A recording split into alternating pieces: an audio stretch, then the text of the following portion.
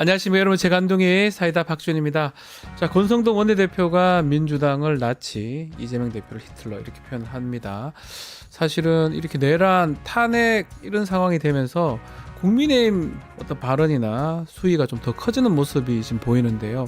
박근혜 예전에 탄핵 때하고는 좀 다른 양상이, 그때만 해도 정당, 그 보수 정당도 같이 갔던 것 같은데 지금은 영 다른 모습으로 반대의 모습을 좀 보이는 게 좀 놀랍습니다.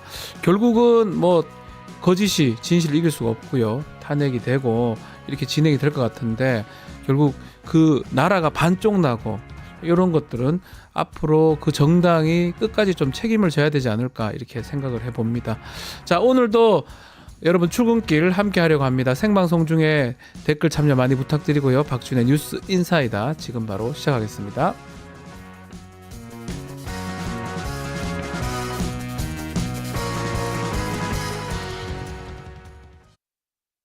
유튜브 구독하고 실시간 채팅과 댓글을 남기시면 매일매일 7,000TTCO를 드립니다.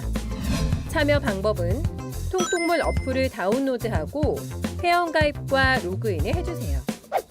마이페이지에서 나의 회원 고유 번호를 복사해주세요. 유튜브 구독 후 실시간 채팅이나 댓글창에 고유 번호를 한 번만 입력하면 준비 끝!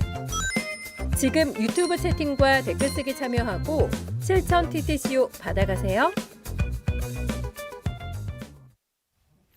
바쁜 아침, 오늘 꼬갈한 뉴스들 엄선해서 정리해드리겠습니다. 듣기만 해도 이해가 속 뉴스픽, 오늘도 뉴스토마토의 자랑 전현주 기자와 함께하겠습니다. 안녕하십니까? 안녕하세요. 자랑인가요? 네, 자랑입니다. 자랑스럽습니다. 네, 감사합니다. 네. 자, 윤석열 어제 헌법재판소 탄핵심판 변론기일에 처음으로 출석을 했습니다. 뭐 역시 모든 의문, 질문에 대해서 부인을 했는데요. 어제 윤석열의 발언에 대해서 하나씩 좀 짚어보겠습니다. 먼저 지금 포고령 집행할 뜻이 없었다 이렇게 얘기를 했습니다. 네, 어제 윤석열 씨는 수의 대신 빨간 넥타이에 남색 정장을 착용하고 재판정에 섰습니다. 헌법재판관들은 윤 씨에게 먼저 진술 기회를 줬는데요. 네. 윤 씨는 본인은 철들고 난 이후로 지금까지 또 특히 공직 생활을 하면서 자유민주주의라는 신념 하나를 확고히 가지고 온 사람이다라고 설명했습니다. 이후 계엄 포고령은 계엄의 형식을 갖추기 위한 것이고 집행할 의사도 또 집행할 수도 없는 것이었다 이렇게 주장했습니다. 하지만 윤 씨 측의 주장과 달리 실제 포고령 1호는 발동이 됐었는데요. 그렇죠. 포고령에 대해서 윤 씨 측의 입장이 꼬인 거는 이번뿐만이 아닙니다. 윤 씨는 앞서 이 김용현 전 국방부 장관이 군사정권 당시 예문을 베껴왔다면서 책임을 김 전 장관에게 넘겼는데요. 하지만 과거 선포된 포고령 중에 이 국회 활동을 금지한다라는 조항이 담긴 것은 어디에도 없었습니다. 네. 또 김 전 장관은 윤 씨가 관련 법전을 찾아봤고 최종 승인자가 윤 씨다 이렇게 주장하고 있는데요. 내일 열릴 이 김 전 장관의 증인 신문에서도 이 부분이 가장 주목되고 있습니다. 네. 다만 최근 김 전 장관이 이 포고령 1호 작성 과정이 담긴 노트북과 핸드폰을 망치로 부수라고 측근에게 지시했다는 진술이 담겨져 있어서 사실규명에는 좀 난항이 예상되는데요. 추후 이 부분에 대해서도 증거인멸에 따른 처벌이 좀 필요할 것으로 보입니다. 자, 또 두 번째, 국회의원을 끄집어내라 이런 지시한 적, 또 국회 체포조에 대해서 전혀 모른다 이렇게 지금 얘기를 했는데요. 글쎄요, 그러면 이제 윤석열 그 지시를 증언한 그 사령관, 내각 모두 거짓말이다 이렇게 봐야 되는 건가요? 네, 그 부분이 참 의아한 점인데요. 윤석열 씨 측은 비상계엄 당일에 국회에 병력을 투입한 건 사후 대비책이었다 이렇게 주장을 했습니다. 예. 계엄 선포 방송을 본 시민들이 대거 몰릴 것을 대비해서 질서를 유지하기 위해서 군을 투입했었다는 건데요. 하지만 앞서 검찰 수사 결과는 이와 달랐습니다. 투입된 군인들은 특수훈련을 받은 이들로 5만 7천 발의 실탄도 지급된 점이 확인이 됐는데요. 게다가 계엄군의 행태는 사실 전 국민이 생중계로 모두 목격한 내용입니다. 네. 그런데도 윤 씨는 질서 유지 차원이었다라는 답변을 유지했습니다.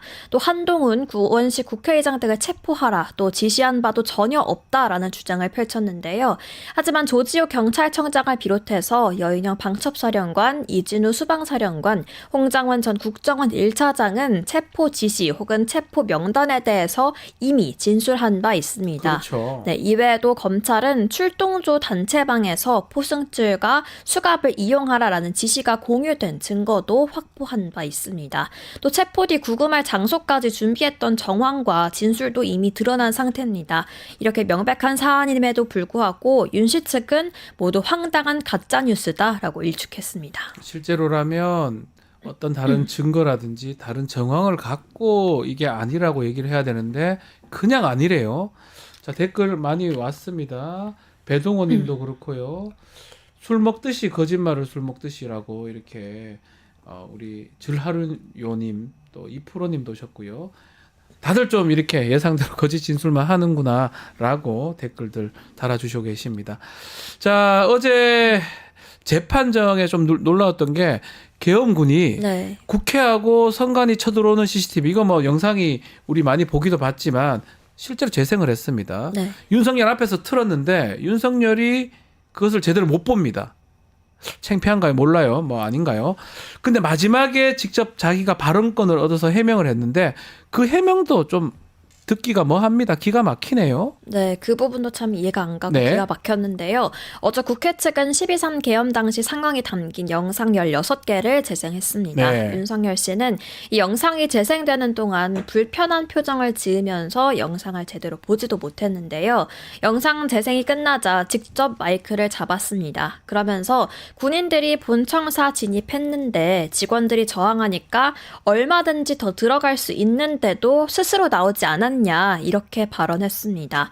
계엄군이 강경하게 대응하지 않았고 국회 의결도 방해하지 않았다는 겁니다. 뿐만 아니라 대한민국에서 국회와 언론은 대통령보다 훨씬 강한 초갑이다라면서 국회 계엄 해제 표결을 병력을 투입해서 막았어도 야당과 언론 덕에 어차피 계엄 해제는 이루어졌을 거다 이런 발언을 했습니다. 이런 말도 안 되는 얘기도 당신이 더 셌죠. 왜 언론하고 국회가 셉니까? 말도 안 되는 얘기를 합니까? 이런 얘기를 들어줘야 된다는 재판관들도 참 힘들 것 고통스러웠을 것 같은데 같습니다. 정말 답답합니다. 왜 나왔어요? 이딴 소리 하려고 나왔습니까? 자, 차은경 부장판사 영장실질심사 때도 사실은 질문 딱 하나 했던 게 비상입법기구 부분이거든요. 또 어제 문영배 재판장도 그 얘기를 제일 먼저 했습니다. 가장 질문하는 내용 중에 눈에 띄는 게 비상입법기구입니다. 근데 이제 이게 좀 중요합니다. 왜냐하면 이걸로 사실은 내란의 목적, 국헌 문론의 목적이냐 아마 거의 입증되기 때문에 그런 부분도 있는데 결국 이 문건을 건넨 적이 없다고 또 얘기를 했네요. 네, 이번에는. 지난달 국회에 나온 최상무 권한대행은 비상계엄 선포 직후에 윤석열 씨로부터 쪽지를 건네받았다 이렇게 했습니다. 네. 검찰도 김용한 전 국방부 장관을 기소하면서 윤 씨가 최상목 당시 기획재정부 장관에게 비상입법기구를 창설하라는 취지의 쪽지를 건넸다 이렇게 공소장에 적었는데요. 네. 어제 재판장이 이 쪽지를 기재부 장관에게 준 적 있냐라고 묻자 윤 씨는 이 쪽지를 전달한 적도 없고 이 쪽지에 대해서도 나중에 기사를 보고 알았다 이런 답변을 내놨습니다. 네. 그러면서 이걸 만들 사람은 국방부 장관밖에 없는데 당시 국방부 장관이 구속돼 있어서 구체적으로 확인 못했다 이렇게 말했습니다. 이 비상입법기구 창설 시도는 국회 무력화 등 국헌 문란 목적을 뒷받침하는 핵심 정황 가운데 하나인 만큼 굉장히 중요한 부분인데요. 앞으로 이 목요일에는 김용현 전 장관이 증인으로 출석할 예정인 만큼 이 부분에 대해서 또 어떤 다른 말을 내놓을지 아니면 일종의 가이드라인을 작용해서 또 말 맞추기를 시도할지 계속해서 지켜봐야겠습니다. 이 가장 중요한 어떤 정황이고 또 중요한 내용인 만큼 계속 질문을 하는데 계속 말이 왔다리 갔다리 하고요. 김용현하고 또 입 맞추려고 하는 그런 모습도 보입니다. 자, 김용현이 나왔을 때 또 어떤 얘기를 할지. 다 지금 보면 거짓말이 더 너무 많습니다. 입만 띄면 지금 거짓말, 헛소리, 막말을 지금 하는 거 아니냐 이런 글들이 많이 올라오고 있습니다.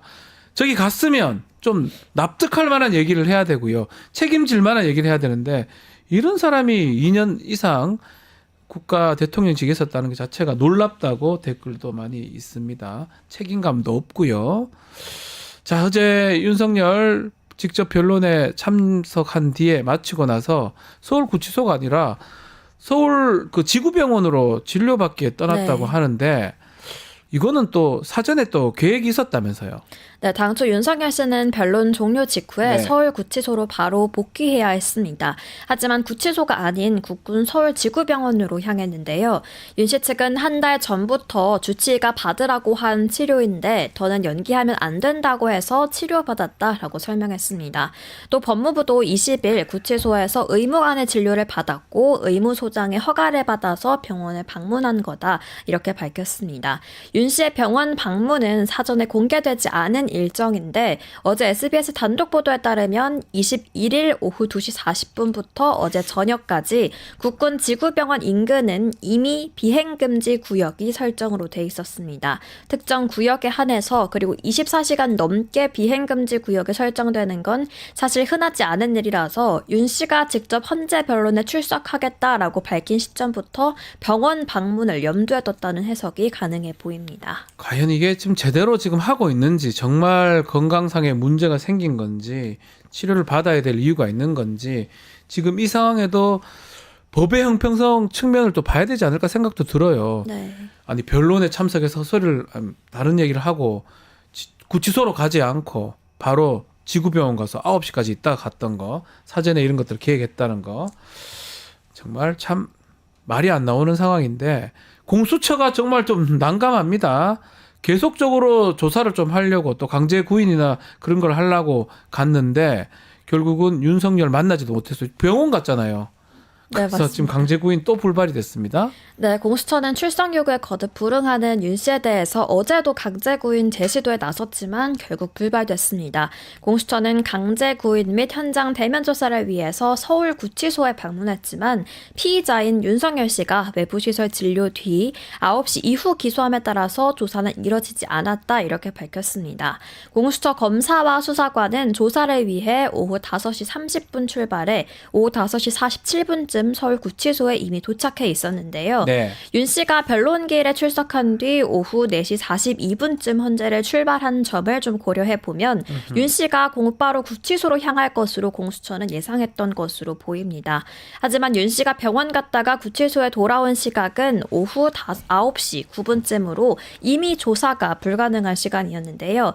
인권보호 규정상 특별한 사정이 없으면 당사자 동의 없이 오후 9시를 넘긴 심야 조사는 진행될 수 없습니다. 네. 이 윤 씨의 이동 동선이 아무리 경호 보안 사항이라고 했더라도 공수처가 윤 씨 변호인과 좀 사전에 소통했다면 허탕은 막을 수 있었던 거 아니냐 이런 비판도 좀 나오고 있는 그러네요. 상황이고요. 네. 공수처는 오는 28일 1차 구속기간이 끝날 것으로 예상하는 만큼 구치소 내부에서 현장 조사하는 방안을 비롯해서 오늘도 재차 강제 구인을 시도할 방침입니다. 그렇죠. 28일이라고 하니까요. 1차 구속기간 만료가 계속적으로 할 것 같은데 뭐 중요한 거는 그렇다고 한들 뭐 또 입을 열겠나 싶기도 합니다.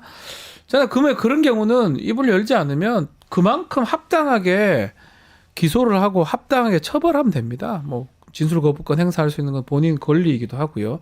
얘기하고 싶으면 가서 하잖아요. 좀 헌법재판소에 가가지고 막 해버리고 조사에는 응하지 않고 재판하게 되면 그것도 응할 것 같긴 한데요. 공수처도 사실은 뭐 좀 그런 부분들까지 고려하고 좀 해야 되지 않을까. 뭐 자꾸 이제 검찰에 가면 검찰이 풀어줄 거다 뭐 이렇게 얘기하는데 뭐 그거는 뭐 그렇지는 않을 것 같은데 한번 지켜보기로 하고요. 자, 윤석열 얘기는 이 정도 하고 트럼프 취임 소식도 좀 짚어보겠습니다. 4년 만에 2기 트럼프 시대를 맞이하게 됐는데 야, 취임식도 사실 상당했습니다. 광폭 행보를 또 했습니다. 네, 4년 만에 복귀한 트럼프 네. 대통령은 이번에도 미국 우선주의를 강조했습니다. 취임사에서 가장 많이 쓴 단어도 이 아메리카로 모두 41번 동안 발언을 했고 위대한 또 강한 이런 단어도 자주 등장을 했습니다. 미국의 황금기는 지금 시작되고 있다면서 불법 이민 단속, 에너지 규제 완화 등을 핵심 과제로 제시했습니다. 또 취임식에서도 재차 이 파나마 운하를 되찾겠다면서 팽창 확장주의 욕심도 드러냈는데요. 또 첫날부터 트럼프 대통령은 수십 개 행정명령에 서명했습니다. 대부분은 이 바이든 행정부의 정책을 뒤집는 거였는데 그 모습은 전 세계에 생중계됐습니다. 이 지지자 2만 명의 환호 속에 가장 먼저 서명한 건 바이든 전 대통령 시절 이루어진 78개 정책 철회였습니다. 이후 사용한 펜을 이 관중에 던져주는 일종의 팬 서비스로 마무리했는데요. 계속해서 트럼프는 세계보건기구 재탈퇴, 파리 기후협약 재탈퇴 등에 대해서도 서명을 했습니다. 결국 취임 첫날부터 서명식 생중계를 통해서 자신의 파격적인 공격이 모두 실행에 옮겨질 거란 메시지를 좀 전 세계에 전달하려고 했던 것으로 보입니다. 역시 트럼프입니다. 쇼맨십도 있고요. 던지면서 다 보여줬거든요. 네. 그중에 눈에 띄는 게 우리 관련된 건데 지금 북한을 핵보유국이라고 불렀습니다. 뭔가 또 김정은하고 그 관계가 좋다 이런 얘기도 했던 것 같고 이렇게 발언한 것 이것도 좀 눈에 많이 띕니다. 네, 맞습니다. 트럼프 대통령은 취임 직후 행정명령에 서명하는 자리에서 네. 김정은 북한 총비서를 언급하며 북한에 대해서 처음으로 핵 보유국이라고 불렀습니다.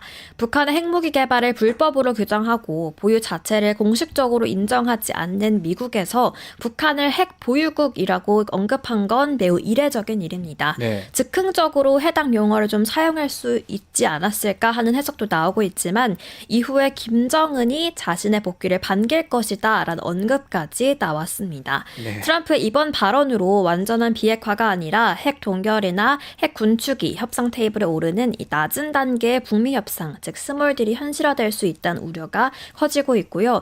또 트럼프는 미군들과 함께한 자리에서 이 경기도 평택의 미군 기지를 연결하더니 갑자기 영상통화를 연결하기도 했는데 이 자리에서도 한국의 정치 상황을 일부 묻기는 했지만 주된 화제는 역시 김정은의 근황이었습니다. 김정은하고 또 관계를 또 어떻게 할지 좀 봐야 될 것 같은데 우리나라에서는 홍준표 시장 비롯해서 국민의힘 의원들이 지금 취임식 한다고 떠났는데요.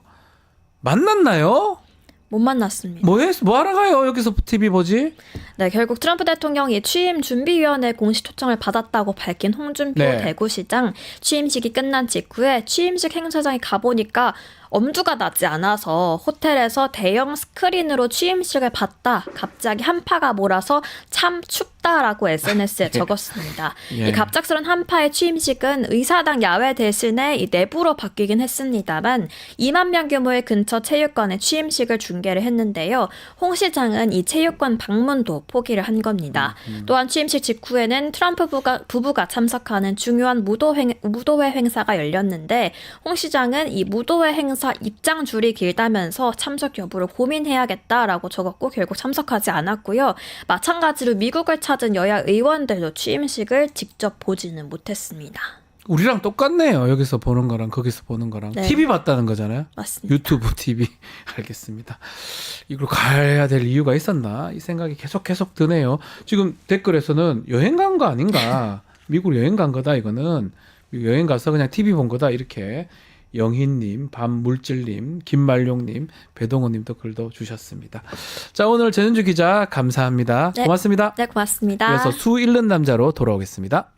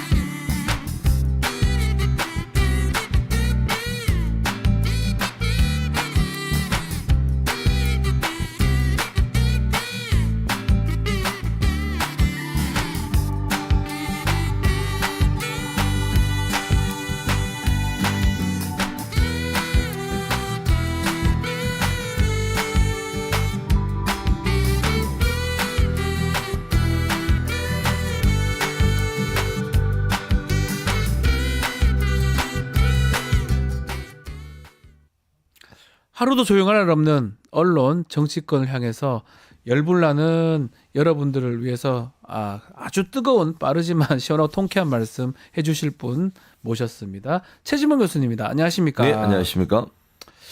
화 나십니까 오늘은? 화 나죠 늘. 항상 다 화가 나 있어요. 죄송하지만 화내기 여기서만 화를 내시고 다른 네. 또 방송에 가서는 화를 별로 안 안 내죠. 내신다는 또 얘기도 여기가 있습니다. 화내는 곳이에요. 감사합니다.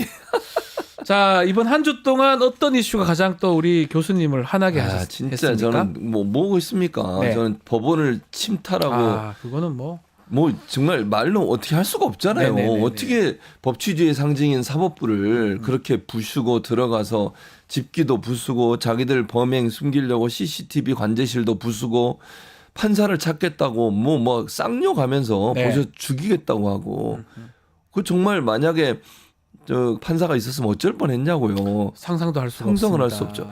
9층이 집무실인데 이제 잘못하고 7층으로 갔더라고. 영장 예. 전담 판사를 찾아냈으니까 7층에도 사실 전담 판사 방이 있었습니다. 있었죠. 그 안에 거기를 집중적으로 들어가게 타겟으로. 됐고요. 예. 그러니까 저는 이게 그냥 우연히 일어난 일이라고 보지 않아요. 지금 네. 보니까 구속영장 심사하러 가서는 뭐 견학 같다 뭐 이따 소리를 하더라고요. 이게 네. 말이 되는 소리입니까?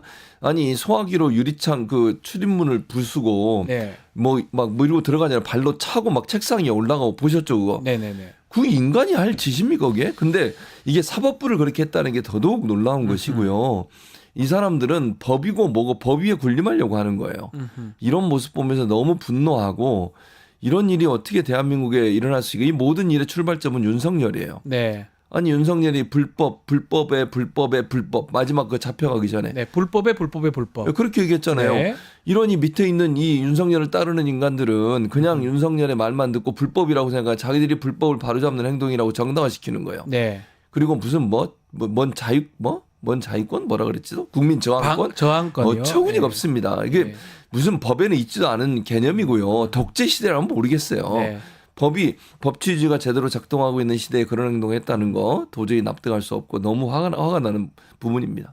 자, 지금 지금 서부지부 폭동 얘기 좀 더 이어가면 눈에 띄는 게 뭐냐 하면 2030 청년들이 너무 많이 있다고 많습니다. 그러더라고요. 절반이 넘어가요. 예. 교수님 이건 어떻게 봐야 됩니까? 일단 어제 뉴스를 보니까 그런 네. 얘기가 나오더라고요. 거기 나와서 했던 사람들이 대체적으로 특정 세력의 그러니까 세력이라고보다 이런 표현을 써서 교단이라고 써볼게요. 교단이다. 특정 교단에서 운영하는 교회에서 청년으로 활동하는 분들인 아하. 것 같다. 요거 검증은 아직 안 된 거죠, 검증은 확실히. 안 됐어요. 예. 근데 어제 이제 뉴스 보도에 그게 나왔어요. 예, 그러면서 예. 이제 집회에 나와서 2030이라고 발언하고 이런 사람들이 어느 교회 소속이다 이런 얘기를 한 게 나오더라고요. 네네. 그래서 이 사람들이 다 그렇다고 보기는 어려워요. 예, 그럴 수는 없습니다. 다만 이제 의혹을 제기한다면 예.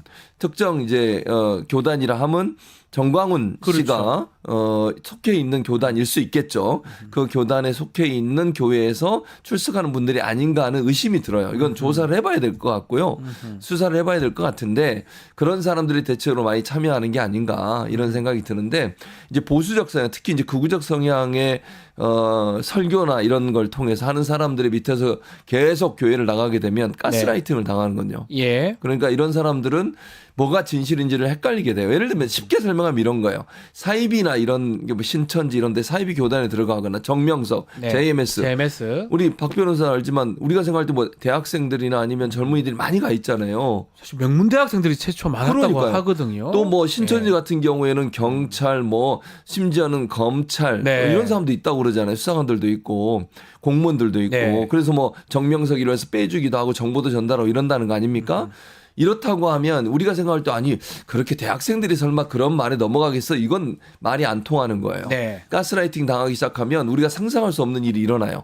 그걸 믿게 되고요. 그러니까 이런 부분이라고 하면 저는 개인적으로 그렇게 의심을 해봐요. 네. 이게 뭐 사실인지 아닌지는 모르겠지만 그런 의심이 드는 부분이 아닌가 하는 생각이 그리고 듭니다. 사실 놀라운 게 제주의 2030에 저거를 동조하거나 막 저렇게 가격하게 하는 분 없잖아요. 저는 본 적이 별로 저도 없습니다. 없어요. 제 주변에 갑자기 여론이 바뀐 것 같지도 않은데 아, 제가 그건 아닌 것 느끼기에는 같아요. 그런데 네. 뭐 저만 그런지 몰라도 문제는 최근에 눈에 띄는 게 뭐 백골단인가요? 네. 젊은 사람들 김민전 의원이 국회 기자회견 될 것 같다 데려왔죠. 백골단 음. 이런 분들 지금 서부지법에 난동하는 2030 그래서 이런 분들이 자꾸 있는 게 왜 갑자기 이런 젊은이들이 이런 행동을 할까 이 생각을 하면서 한편으로는 극우 유튜버가 뭔가 한가 폭동을 좀 부추기는 거 아니냐 이런 그럼요. 분석도 있는 것 같거든요. 맞아요. 그러니까. 젊은이들한테 특히 딱 그렇죠. 보면 이 사람들이 여성이 아닙니다. 남성들이 2030 많죠. 남성이 많아요. 뭐 여성도 있긴 한데. 있긴 했죠. 2030 여성은 음. 우리 기억하다시피 탄핵 찬성, 탄핵 촉구 집회에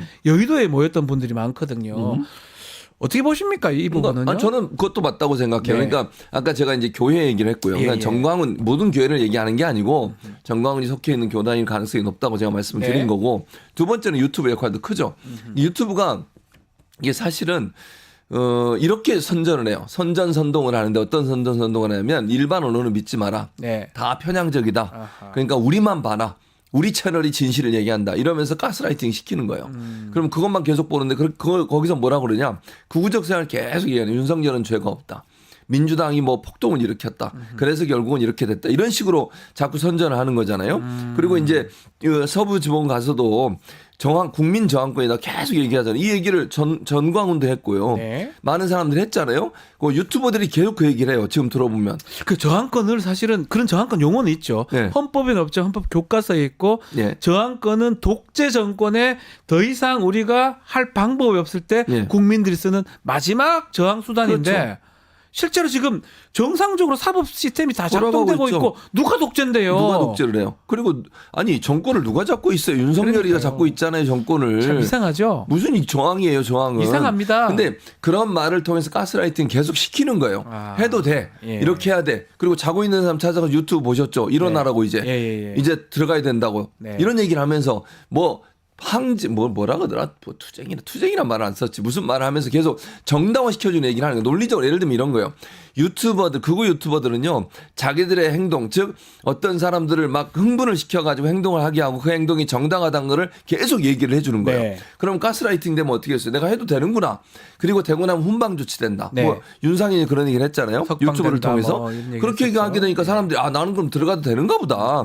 이 정도 돼가지고 내가 처벌 안 받나 보다. 이런 생각을 하게 만드는 거예요. 네. 이게 바로 결국 흥분시켜가지고 사람들을 하여금 폭력적 행동을 하도록 만드는 교사행위인 거죠. 한마디로 얘기하면.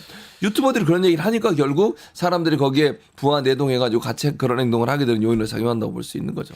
참 그런 부분들이 앞으로도 좀 문제가 될 것 같습니다. 근데 이게 일반적인 현상은 아니죠. 2030 청년들이 다 이러지는 아닌 거 아니에요? 아니. 그렇지 않아요. 저는 정말 일부 뭐 댓글에 보면 중국 얘기를 계속 한다고 하거든요. 웬 중국 얘기? 아니 중국 그 뭐 예를 사람들이 들어서 맞아. 중국 얘기 많이 하지. 그런다 뭐 이런 네, 등등의 그런 얘기를 선전을 한다고 하죠. 하는데 네, 맞아요. 그것도 사실 납득하기 막 글로 부추긴다고 아니 봐야 될 것 심지어 같아요. 김민전 의원은 집회에 나와가지고 뭐라 그랬습니까? 중국 사람들이 와서 뭐 집회를 한다는 그렇죠. 이런 얘기 했잖아요. 그게 말도 안 되는 주장인 거죠. 다 선동으로 좀 많이 보이는 그런 상황이고 또 눈에 띄는 거는 뭐냐면 난동 일으킨 그 사람들이 지금 했던 것 중에 서부지법에 그때 취재하던 기자들 폭행도 하고요. 메모리 카드도 탈취하고 이거는 지금 언론 학자시잖아요. 예, 그렇죠. 그 부분은 어떻게 봐야 됩니까? 이게 언론 탄압인 거죠. 네. 그러니까 언론을 탄압하는 게 국가기관이나 권력기관이 본인들에게 부정적 보도를 하는 걸 탄압하는 걸 예를 들면 윤석열 정부에서 예컨대 네. 언론사들을 압수수색하거나 입막음 임마가 기자들 이틀막하거나 임막, 뭐 이런 이틀막. 것들 이런 네. 것들이 다 언론 탄압인데 이제는 구구 세력이 나서가지고 언론 탄압을 하는 거예요. 네. 언론사들이 정당법으로 취재하는데 본인들한테 부정적인 예를 들면 윤석열에 대한 비판적 기사를 했다고 해서 메모리 카드 뺏고 카메라도 부숴버리고 막 못 들어가게 막고 폭행까지 당했대요. 기자들이 이런 일이 벌어지고 있다고 하면 네. 이거는 정말 언론이 자유롭게 취재할 헌법에 보장된 권리예요. 언론의 자유나 표현의 자유는 네. 헌법의 권리입니까 아닙니까? 박지훈 변호사님. 헌법에 걸리죠. 그렇죠. 그 권리를 기본권, 침해하고 있는 거예요. 기본권. 헌법을 위배하는 행동을 하고 있는 거예요. 그렇죠. 그리고 국민들을 대신해서 알 권리를 행사하고 있는 언론에게 이런 재갈을 물리고 폭력을 행사하고 못하게 막는 것은 국민의 알아야 될 권리마저도 방해하는 행동이다. 네. 이건 대단히 위헌적인 행동이고 그래서 처벌을 크게 받아야 된다고 생각합니다. 그래서 이 젊은이들도 문제고 또 난입했던 사람들 지금 구속영장이 청구가 됐습니다. 예. 많은 수가 구속이 될 걸로 같고 엄정하게 처벌이 될 겁니다. 근데 이 문제는 좀 전에도 얘기를 했지만 이를 부추기는 예. 윤석열이나 또 국민의힘 정당이나 어떤 정치인들 어떤 뭐 언론인 아니면 그 뭐 종교라고 해야 되나요? 하여튼 그런 게 좀 문제가 되는데 예. 지금 좀 눈에 띄는 게 당시에 7층부터 판사 사무실이에요. 네. 맞아요. 직행했다는 거예요. 직행했죠, 7층으로. 바로. 뭐 안내판이 있긴 하지만 네. 이거 저도 법원에 자주 서부지방법원 자주 개인 사무실 하지만- 안 가시잖아요. 가죠. 왜 안 갑니까? 가요? 왔다 갔다 하죠. 뭐 중앙법원도 가고 서울중앙지법도 가고 서부지방법도 가는데 7층부터 판사 사무실 있다는 건 네. 잘 모르거든 일반인들은. 그러니까. 글로 바로 갔다는 네. 거는 뭔가 지금 배후가 좀 있는 거 아니냐 이런 얘기를 하고 있어요. 그러니까 누군가가 정보를 줬을 가능성에 대해서 예. 얘기를 하고 있는데 장경태 의원이 어제 이제 그런 얘기를 했어요. 이게 뭐 네네. 언론에 나와서 얘기한 얘기냐 그걸 인용해서 말씀을 드려보면 네. 폭력 사태 관련해서 윤석열 대통령의 변호인을 하고 있는 석동현 친구이기도 하고 40년직이라고 하잖아요. 그렇죠. 석동현 변호사가 배우로 의심된다는 의혹을 장경태 의원이 제기를 했습니다. 장 의원이 뭐라 그랬냐면 석 변호사가 서부지법 바로 옆에 있는 식당에 새벽 1시에 들어갔다. 물론 석 변호사는 그걸 부인하고 있어요 지금. 네. 자, 가기는 뭐 일찍 갔다 집에 이렇게 얘기하고 있는데 이건 장경태 의원의 의혹 제기입니다. 그걸 전달해 드리는 건데 1시에 들어갔다고 얘기하면서 변호사가 무슨 할 일이 없어서 새벽 1시에 서부지법 옆에 있는 호프집에 갔는지 모르겠는데 함께 동석했던 사람들 중에 난입했다는 제보가 있다라고 주장을 하고 있고 아하. 또 하나 한국 기독교 장로 이제 기독교의 교단이 여러 군데가 있거든요. 네. 그중에 김용민 목사 아시죠? 네. 김용민 목사가 속해 있는 곳이 한국 기독교 장로예요. 아하. 예수교 장로회 말고 예. 기독교 장로회에서는 총회 명의로 그러니까 전체 장로 기독교 장로계 전체 이름으로 이번 폭동의 실질적인 배후의 사랑제일교회 목사라고 얘기하는 요즘 좀 일부에서는 그런 얘기 하더라고요. 네. 유사 목사 이런 표현을 쓰던데. 유사 목사요. 네, 가짜 그런 표현을 목사. 쓰다는 거죠. 예. 정광훈 씨의 가짜 뉴스를 기반으로 한 선동이 있었다. 이런 지적이 나오고 있는 거죠. 그러니까 석동현 변호사라든지 예. 아니면 정강훈 씨 예. 이런 이런 사람들이 뒤에서 뭔가 조종했지 않았을까. 예. 그런 의혹. 뭐 이건 확인을 해봐야 될 것 같습니다. 왜냐하면 그렇습니다. 매우 심중하고 엄중한 또 일이기 때문에. 이미 시민사회단체가 정광훈을 고소를 했어요. 네. 그러니까 이제 수사를 해야죠. 음흠. 그 교사를 했는지 안 했는지. 조사해야 예, 되고 조사해야 된다. 맞다고 하면 음. 응분의 대가를 치러야 되지 않을까 예. 생각이 듭니다. 또 문제가 있는 게 저는 언론도 좀 문제가 있다고 봅니다. 오늘 언론 얘기하는 날이니까 좀 예. 질문 드려보면 폭동 책임을 일단은 폭도들이 잘못됐다. 예. 난입한 사람이 잘못됐다 해야 그렇게 되는데 얘기하죠. 일부 언론들은 보면 민주당도 좀 잘못있다. 공수처도 잘못있다. 양비론으로 가는 모습입니다. 아니 공수처와 민주당이 무슨 잘못을 했는데 아니 그러니까 예를 들어서 네. 이렇게 초유의 그 법원 난입 사태, 폭력 행사 사태, 폭도들의 난동 이게 민주당과 공수처가 무슨 연관이 있냐고. 제 대체. 말이요. 민주당이 하라고 시켰습니까? 그 어처구니가 없는 폭동을 거죠. 일으킨 게 정상입니까?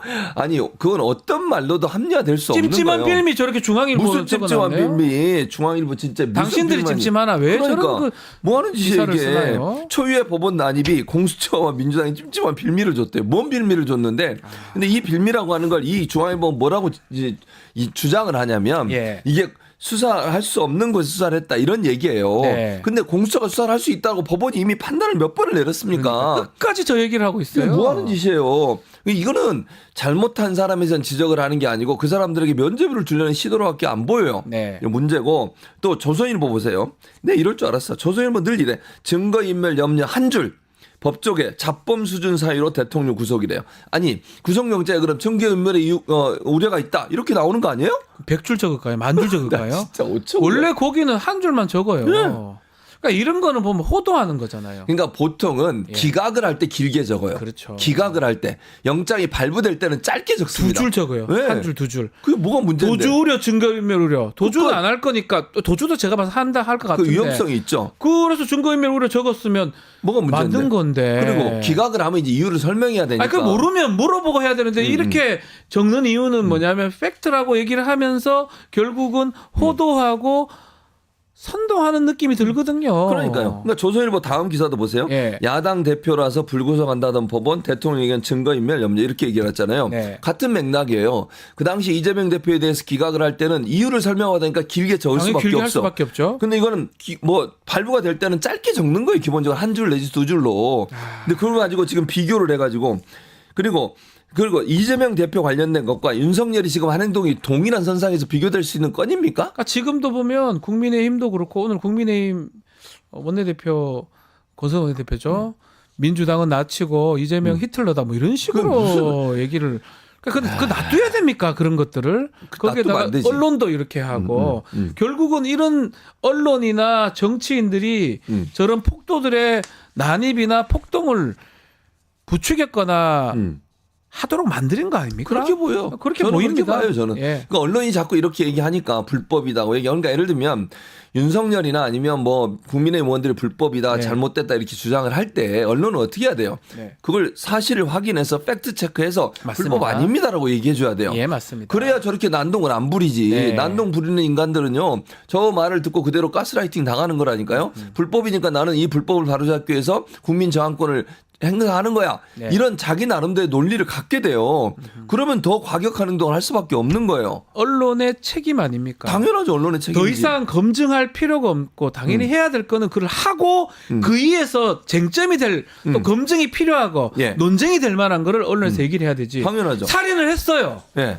그러면 그건 잘못된 겁니다. 잘못된 거죠. 잘못된 거라고 생각하고 시작을 해야 돼요. 예. 지금 내란을 일으켰잖아요. 예. 구속됐어요. 예. 탄핵이 올라갔고 맞아요. 잘못된 겁니다. 잘못된 그렇죠. 거라고 생각하고 가야 되는데 계속 스포츠 중계하듯이 국민의힘 어쩌고 민주당 어쩌고 뭐 어쩌고 이런 게 과연 언론의 제대로 된 모습입니까? 저들은 교수님? 모습이 아니죠. 그러니까 예를 들면 언론은 그대로 받아쓰려고 언론을 하는 게 아니잖아요. 그러니까요. 그러면 뭐 언론을 해요. 언론은 누가 무슨 말을 하면 그 말이 사실인지 팩트에 맞는 건지 네. 잘못된 발언은 없는지 분석해서 이 말은 이게 잘못됐고 이런 부분이 잘못된 발언입니다라고 써주는 게 맞지.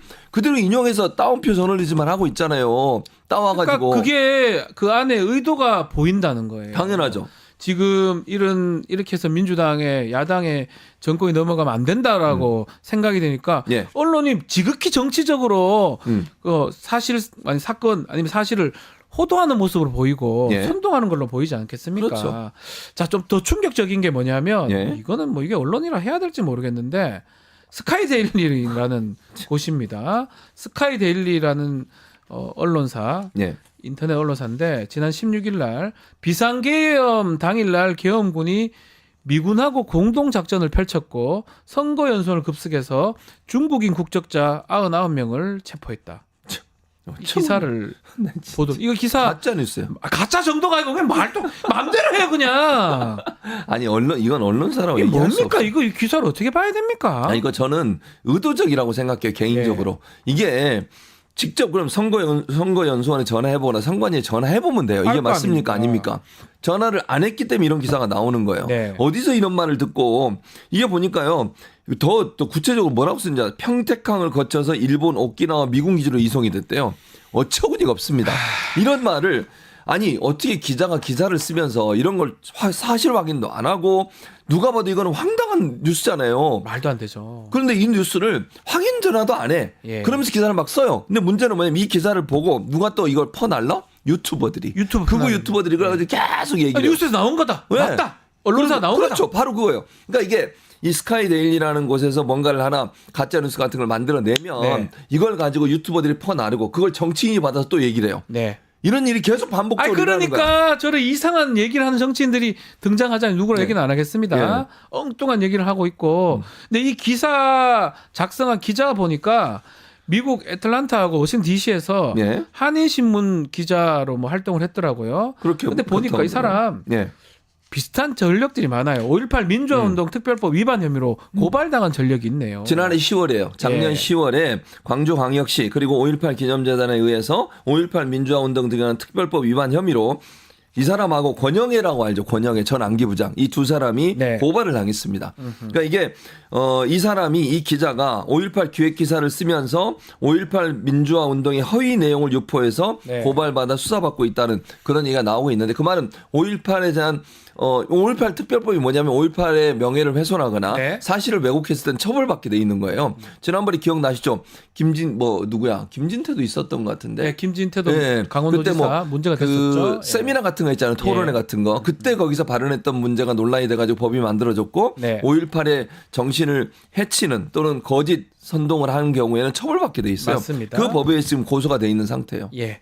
자, 이 사람 이력이 이번 보도까지 이어졌다고 보는 게 맞겠죠. 이 사람이 왜 그런 전력이 얘기가 나오고 있었으니까. 있냐면 예. 미국에 네. 그 미국 공화당의 하원 후보인가요? 하원에 출마했던 후보 중에 한 명. 네. 이 사람에 대한 기사를 썼는데 이 사람이 이제 애틀란타에서 기자를 했다고 지금 네네네. 알려지고 있어요. 애틀란타 남부 아닌가요? 어떻게 알았어요? 워싱턴 D.C.는 저도 애틀란타 남부 맞습니다. 워싱턴 D.C.는 동부. 에럴란타. 영어로 에럴란타. 에럴란타. 죄송합니다. 에럴란타. 에럴란타에서 기자를 일하면서 이 유진철 후보라고 하는 사람이 이 사람이 미국의 동남부 한인회 연합회장을 했대요. 네. 이 사람에 대한 기사를 쓴 것 같아요. 기사를 쓴 게 아니라 밀접한 관계를 맺은 것으로 알려져 있고 이 사람이 인터뷰를 했는데 유튜브 채널을 통해서 인터뷰를 하면서 그걸 보도하면서 유 후보가 지난 7일 한국을 방문했을 때 윤 대통령과 만나 중국인 간첩의 신문 정보를 전했다. 이것도 말이 돼요? 이게 또 말이야. 이런 걸 기사를 썼어. 정말. 그러니까 이게 제발 좀 중국 얘기 좀 안 했으면 좋겠어요. 예, 그러면서 원래는 그러면 이제 이 사람과 인터뷰했으니까 유 후보가 이렇게 얘기해야 되잖아요. 그렇게 안 쓰고 보통 많이 쓰는 방식이에요. 네. 익명을 요구한 인사가. 그러니까요. 예, 그런 식으로 막 기사를 써요. 확인 안 되니까 그러면 확인할 수 정보기관의 없으니까. 관계자에 따르면 이러면 확인이 안 되잖아. 누가 한 그러니까요. 얘기인지를. 네. 그러면서 쓱 피해가는 거예요. 참 이런 식으로 기사를 썼다는 거지. 지금 주한 미군 사령부가 네. 이거 아니라고 밝혔어요. 뭔 소리냐. 죄송해요. 뭔 소리냐. 예. 너무 어처구니 없으니까. 그렇죠. 군대 이제 주한 미군 아니 사령부. 그러니까 이거 웃기는 게 그럼 네. 미군이 이걸 했다는 거 아니에요? 그러니까 주일 미군기지로 압송됐다 그러니까 그 말이 됩니까? 말이 안 되죠. 그래서 그 SNS에 네. 주한 미군이 공식적으로 밝혔어요. 제발 확인 좀 하고 기사 써라. 네. 이런 거 쓰지 말고 사실이 아니다. 기사를 쓰려면 확인해보고 기사를 써라. 이렇게 따끔하게. 그러니까 유튜버도 문제지만 네. 이거는 언론사라고 등록을 하고 언론사인데 이런 기사를 썼다는 거는 더더욱이나 책임을 좀 져야 되는 상황. 당연히 책임을 져야죠. 보이는데 음. 하다못해 주한미군 사령부에서도 이렇게 얘기할 정도니까요. 자, 그래서 선관위가 나중에 이걸 발견하고 결국은 뒤늦게 21일 날 형사 고발 조치를 했습니다. 어떻게 보십니까? 이런 것들이 다 저는 그래서 음모론, 부정선거 음모론, 중국 문제는- 중국 간첩, 중국 뭐 얘기 다 비슷한 것 같거든요. 아니, 그러니까 문제는 뭐냐면요. 네. 이게 지금 뭔가 이런 언론이 누군가를 개인을 명예훼손하거나 조직을 네. 명예훼손하게 되면 거기에 대해서는 뭐 형사적으로 처벌을 받을 수 있잖아요. 예를 들면 박지훈 변호사가 잘못된 가짜 뉴스라면 네. 이제 본인이 고소를 하면 처벌받을 수 있는데 이게 언론중재위원회밖에 제소가 안 되는 거예요. 그러니까요. 근데 벌금밖에 안 나와요. 언론중재위원회는. 지난번에 기억하시는 것처럼 문재인 정부 때 이거 벌금 좀 높이려고 했다가 국민의힘의 반대로 못했습니다. 그 당시에. 못했죠. 기억나시죠? 예. 그거 가짜 뉴스가 이렇게 횡행하는 이유가 뭐예요? 이거 한번 해도 자기들이 얻는 성과는 많아요. 무슨 말이냐면 마치 이게 사실인 것처럼 막 퍼져나가거든. 네. 그런데 실제 문제가 돼서 처벌을 받더라도 벌금 몇백만 원 내고 끝이에요. 그러니까 제대로 하겠냐고요. 가짜뉴스 검증을 하겠어요? 네. 안 하지 않겠습니까? 그래서 이거 가짜뉴스 관련된 처벌을 강화시켜야 돼요. 네. 가짜뉴스를 내보낼 때 제대로 검증 안 하고 기사를 썼을 때 기자들이 받을 수 있는 불이익 또 언론사가 받는 불이익을 좀 더 강하게 해야 된다. 그래야만 언론사가 제대로 보도를 하지 않겠습니까? 근데 언중에서 언론중재위원회에서 처벌한다 한들 네. 뭐 많아봐야 500만 원, 1000만 원이에요. 벌금. 그리고 끝이에요.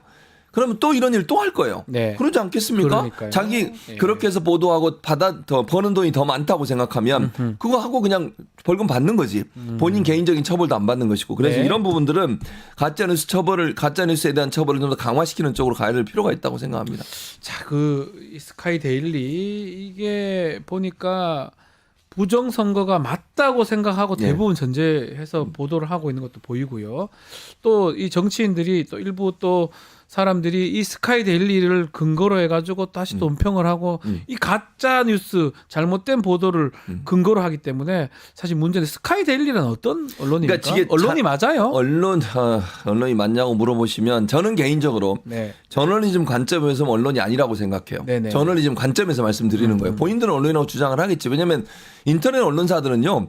허가제가 아니고 등록제예요. 등록만 하면 되죠. 등록만 하면 돼요. 그러니까 뭐 예를 들면 지금 기준으로 보면 기자가 그러니까 그 정규직이 5명만 있으면 되고요. 네. 그러면 언론사를 만들 수가 있어요. 네. 그러다 보니까 이게 이제 제대로 검증이 안 되는 상태에서 왜냐하면 허가를 받으면 만약 이걸 다 검증하고 이럴 거 아니에요. 그게 아니라 규정만 맞춰 신고만 하면 바로 허가를 내주게 돼 있어요. 아하. 그러니까 이거 바로 잡아야 한다고 저는 생각해요. 그러니까 인터넷 언론사들이 너무 많잖아요. 우후죽순 우리나라에 6,000개 이상 돼요. 너무 많네요. 몰랐죠? 예. 그 정도 많은 거. 몰랐습니다. 네, 그 중에 하나예요. 네. 그러니까 이게 또 하나는 문제가 뭐냐면 이게 지금 포털 사이트에 검색이 가능하게 돼 있어요. 그게 바로 그런 포털 사이트에서 하는 거예요. 네. 뉴스제이 평가위원회라고 해서 네이버나 이런 데서 자체적으로 운영하는 기관인데 이게 제대로 작동이 안 되니까 이런 일이 발생하는 거예요. 네. 이렇게 가짜뉴스 많이 내보내는 언론사 하면 어떻게 해야 돼요? 거기서 빼버려야 돼요. 그러면 이제 검색이 안 돼. 네. 그러니까 예를 중요한 게 포털을 통해서 많은 사람 뉴스를 보니까 검색 기능에 못 들어가게 만드는 게 중요해요. 네. 그러면 이제 자기들이 혼자 뭐 하든 말든 놔두고 근데 이게 검색 기능에 걸리게 돼 있잖아요 지금. 그래서 저는 문제라고 생각하거든요. 네. 이런 부분들도 포털 사이트가 좀 더 자체적으로 심의를 강화시켜서 가짜 뉴스를 몇 번 이상 내보낸 언론사들은 퇴출시켜야 된다. 네. 그렇게 생각합니다. 알겠습니다. 자, 댓글에 그래서 우리 음. 최진봉 교수님이 방송통신위원장 가야 되는 거 아니냐? 가야죠. 가야죠? 라고 많은 말을 분들이 하고 얘기하시죠. 하고 있네요. 하서 좀 해달라 뭐 이런 말씀하는 것 같습니다. 예. 자, 수요일날에서 마지막으로 KBS 이야기를 좀 하고 지나가야 될 것 같습니다. 지난 14일 날 방영된 12.3 내란 사태를 다룬 KBS 탐사 보도 프로그램 막 시사기획 창인가 그랬을 것 같은데 요게 원래는 불방될 뻔했다면서요? 그러니까요. 어떤 왜 내용입니까? 왜 그러냐면 예. 보통 이제 시사 프로그램 같은 경우는 사전 그 시사회를 해요. 네. 자체적으로 내부에서. 네. 근데 시사회 하는 과정에서 이 창을 편성하는데 원래는 이제 그 방송 직전까지 계속 번복을 했다는 거예요. 아하. 시사기획창이 매주 화요일 정규 프로그램이거든요. 저도 봅니다. 예, 예, 한 번씩. 보시죠. 근데 예. 사전 심의라고 하는 게 이제 시사회 같은 성격이죠. 네. 여기서 문제가 지적이 되지 않았음에도 불구하고 KBS 보도시사본부장과 시사제작국장이 반대 의견을 내면서 정규 편성이 흔들릴 위기에 빠져 있었다는 겁니다. 아직까지요. KBS 왜 그러냐면 이릅니까? 이유가 있어요. 예. 지금 사장이 누구죠? 박장범, 박장범. 파우치 장범. 그런데 예. 여기서 이 시사기획창에서 무슨 부분을 집어넣냐면 조그만 파우치 얘기한 거 있잖아요. 요거 딱 집어넣었거든요. 근데 중요한 거 아닌가요? 중요한 거죠. 근데 이거를 빼라고 그랬다는 거예요.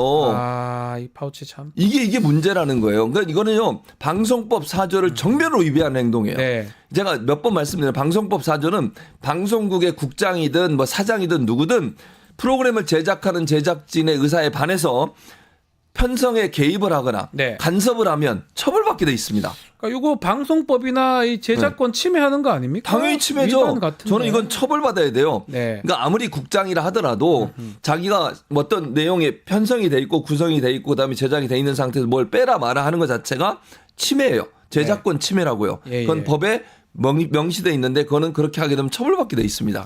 그거 결국은 이제 방영을 하긴 했습니다. 아마 KBS 구성원들도 이거 꼭 해야 되겠다 이렇게 판단을 했던 것 같아요. 예. 그래서 보니까 이게 좀 준비를 아마 했을 것 같은데 예. 대통령과 우두머리라는 이 제목입니다. 옆에 혐의자를 살짝 붙여줍니다. 살짝 저 보이죠? 살짝. 혐의. 저 큰 거 아닙니다. 쪼맨하게. 조그만 글씨, 조그만 정말 글씨. 조그만 파우치처럼 예, 조그만 맞아요. 글자로 예. 혐의를 붙여서 이렇게 결국은 통과를 해서 어쩌고 방송이 이렇습니까? 되긴 됩니다. 저게 뭡니까? 진짜 창피한 줄 알아야 돼요. KBS는 국민의 수신료, 국민들의 수신료 갖고 운영하는 방송사 아닙니까? 그러니까요. 박 변호사도 내고 나도 내고 있어요. 시청자분도 내고 있고. 네, 저도 내고 있습니다. 이게 혐의를 저게 뭐예요? 보이는 거예요? 많은 거예요? 안 보여요? 잘못하면. 네. 자, 일단은 우여곡절 끝에 시사기획창 이제 방영은 됐습니다. 네. 어땠습니까? 이 반응은 그래도 좋았던 것 같거든요. 뭐 어쨌든 KBS가 네. 변하고 있다는 모습을 볼 수 있다는 점에서 그래도 기대감을 갖는 거예요. 저는 아직은 아니라고 봐요. 박장범이 물러날 때까지는 네. KBS가 제대로 돌아가지 않을 거라고 저는 생각합니다. 그렇기 때문에 시사기획창에 대해서 뭐 댓글에는 뭐 이런 모습 계속 보여주기 바란다. 국민의 방송으로 대답하기 바란다. 이런 마음이 있긴 하지만 네. 아직은 아니다. 절대 믿으면 안 돼요. 검찰도 마찬가지잖아. 네. 아니 말이야. 그 이것은 누구지 그거? 김성훈. 네. 김성훈 그거 구속영장 청구하니까 반려했다고 이런- 하더라고요. 예, 반려가 뭔지도 모르겠지만. 그리고 또 뭐 자기들은 부인하고 있죠. 명태균 씨 핸드폰, 황금폰 네. 어떻게 알아 그랬습니까? 그러니까 없애라 뭐 이렇게 했다고 하는 보도가 되고 똑같아요. 있죠. KBS도 저는 박장범 사장이 물러나지 않는 이상은 절대로 바뀌지 않는다. 기대는 우리가 하고 물론 응원해 줄 수 있지만 지금 이런 상황이니까 박장범이 약간 물러나는 것 같죠? 절대로 아니라고 생각해요. 저는 기준을 우리 예. 최진봉 교수가 KBS 나오는 게 기준인 것 아 그럼요. 혹시 깔렸잖아요. 섭외 들어옵니까? 안 들어옵니다. 저는 전화는 왔던 것 같은데. 저랑 좀 저한테는 저랑 전화도 차이는 좀 있네요. 제가 더 그런가 보죠? 네, 그래서 이제 알겠습니다. KBS가 정상화되는 거는 우리 최진봉 교수님이 출연을 KBS에 하는 거죠. 출연하는 거. 잘린 이후에 그것도 연결이 윤석열 좀- 정부 들어 잘려가지고 아직도 출연을 못 하고 있죠. 저도 뭐 잘리기 오래되긴 했지만 연락도 안 옵니다. 저는 연락은 받았는데 아직은 안 가고 있습니다. 알겠습니다. 예. 자, 오늘 말씀은 여기까지 듣겠습니다. 최지문 교수님 감사합니다. 감사합니다.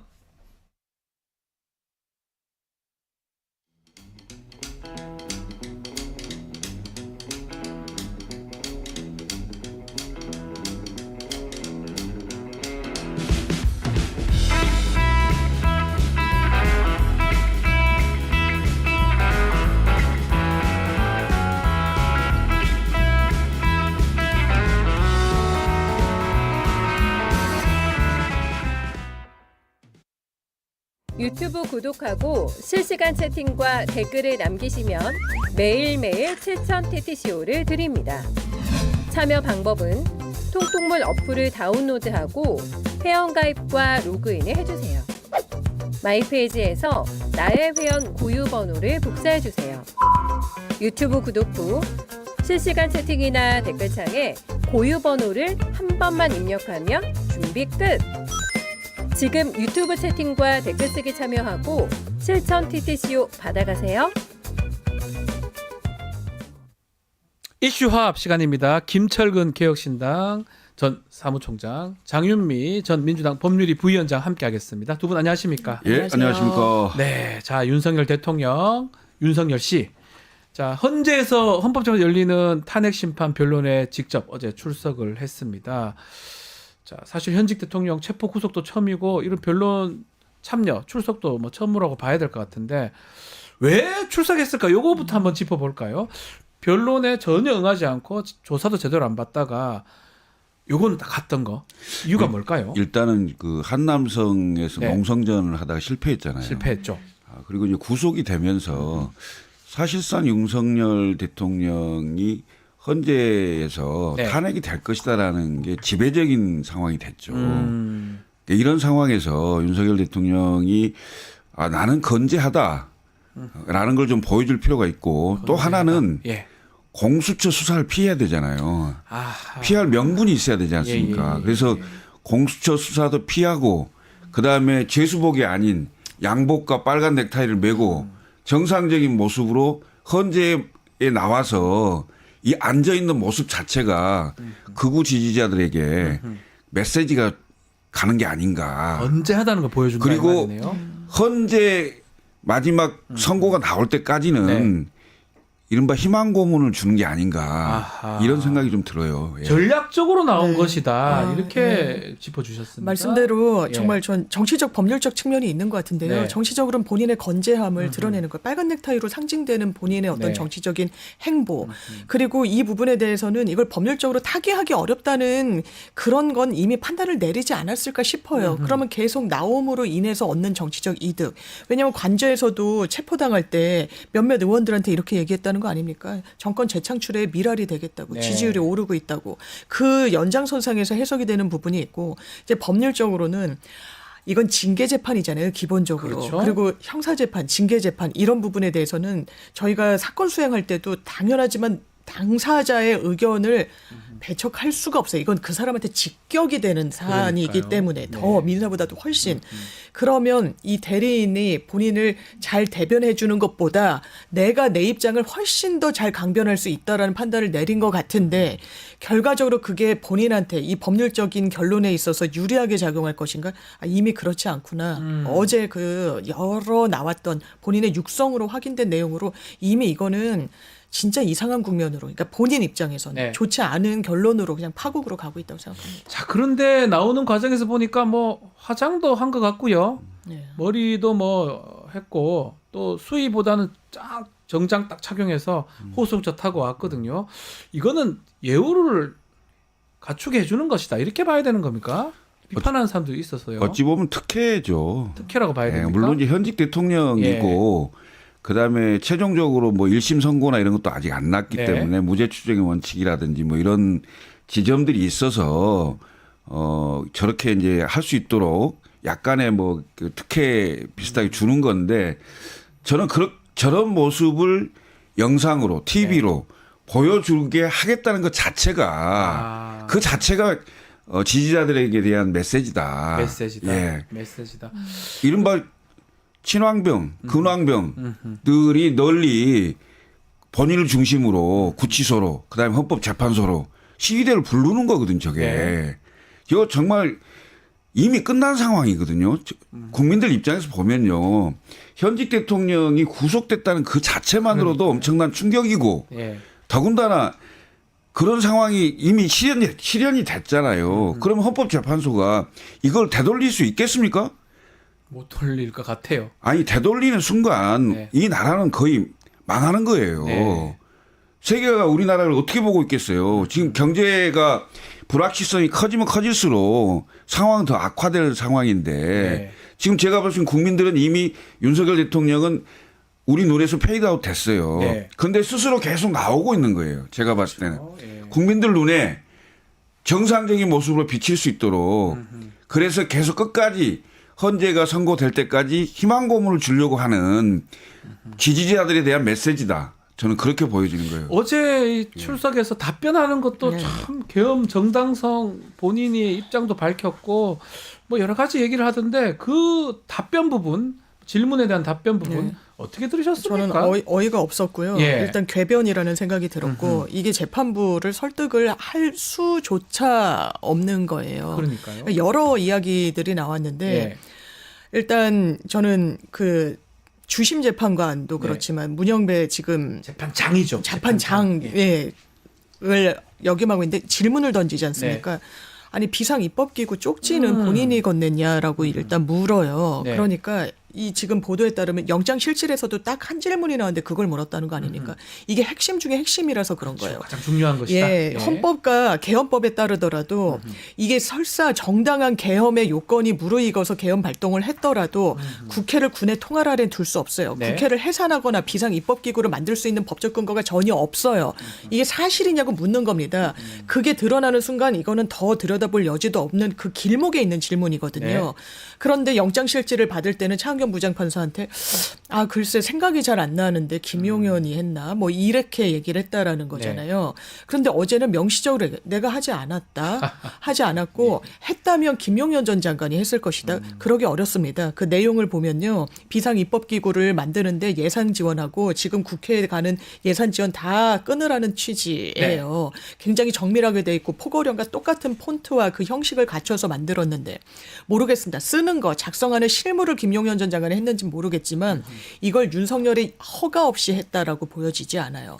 그런데 책임을 미루고 방기하고 또 결정적인 건 최상목 당시 경제부총리가 거짓말을 했다는 건데 김용현한테 받았으면 김용현한테 받았다 그러지 왜 윤석열 대통령한테 직접 받았다고 받았다고 합니까? 하지 않잖아요. 누가 거짓말하는지 뭐라고 생각할까요? 뭐 상식적으로 봤을 때는 뭐 기억이 가물가물하다가 안 받았다고 하고 자기는 국방부 장관이 한 것처럼 얘기하는 거는 이게 매우 중요한 쟁점이라는 걸 본인은 알고 있지만 뭐 답변하는 거 봤을 때는 정확하게 이걸 피해 나갈 답변은 아닌 것 같아 보이거든요. 형사 사건의 예. 잡범 수준의 답변도 아니고 말입니다. 이게 지금 일국의 대통령을 지냈고 현재 대통령입니다. 네. 그리고 본인이 계엄을 했다. 계엄한 이유도 쭉 얘기를 했는데 네. 거기에서 파생된 결정적인 증거에 대해서 나는 모르겠다. 내가 한 적이 없다. 네. 이게 말입니까? 막걸리입니까? 대통령이 아니면 할 수 없는 일이잖아요. 네네네. 대통령이 아니면 기재부 장관한테 그 쪽지를 줄 수가 없잖아요. 미리 준비된 쪽지를 준 거 아닙니까? 그러니까요. 예? 예. 그것도 국회 해산하라 그러고 국회 해산을 해서 국회 입법 대책기구를 만들었을 때 예산을 집행할 수 있도록 예산 예비비를 준비하라는 거 아닙니까? 그걸 대통령이 아니고 누구한테 기재부 장관한테 그 쪽지를 줍니까? 그걸 본인이 안 했다고요? 사실 보면서 아니 내가 봤을 때 이건 검찰총장을 지냈고 네. 검사했고 수많은 그 형사 사건을 다뤄봤을 건데 네. 정말 수준 낮은 수준 낮은 잡범 수준의 답변이다 이거예요. 이게 말이 됩니까? 자, 또 하나 질문이 또 큰 질문이 그겁니다. 그 국회의원 끌어내라고 지시한 적이 있느냐 없느냐 문영배 재판장이 질문을 했는데요. 이거는 그냥 아예 그냥 아니라고. 아닙니다라고 이렇게 답변을 했습니다. 이 부분은 어떻게 봐야 됩니까? 이것도 이게 상호 모순되는 진술들이 나오고 있는 거잖아요. 네, 양립할 수 없는 그러니까요. 거예요. 누군가는 거짓말을 하는 거예요. 그러면 이제 재판 과정에서 누구의 말을 더 믿을 수 있을 것인가를 네. 선별하는 작업이 있는 거죠. 이걸 증명력을 체크한다라고 하는데 그럼 증명력이 누구한테 더 있을 것인가? 객관적인 사정들을 보면 그래요. 일단 국정원 2차장 막 불러주더라는 겁니다. 네. 누구를 잡아들이라고. 그리고 거기 현장에 나갔던 사령관들 문을 부수고서라도 가라. 끄집어내라. 지금 끄집어내라. 왜 4명이 1명씩 들고 나오면 되지 않느냐. 이거 계엄이 해제됐습니다라고 물었을 때는 계엄 2차, 3차 계엄 내가 하면 되니까 걱정 말고 하라. 라는 일치된 그리고 그 정점에서는 윤석열 대통령의 지시가 있었다는 현장 사령관들과 이 관련 국정원 이 2차장의 진술이 있어요. 이런 부분이 한켠으로 흔들리지 않게 있는데 아니다. 내가 그런 적 없다. 그리고 기본적으로 이런 부존재 사실은 입증이 되지 않습니다. 그러니까요. 아니라고 하는 말이 정말 맞으려면 있다라는 사실을 탄핵을 해야 되는데 아하. 그런 형식으로 해야 되는데 얘네가 거짓말을 하고 있다 이상으로 다른 증거는 없는 거예요.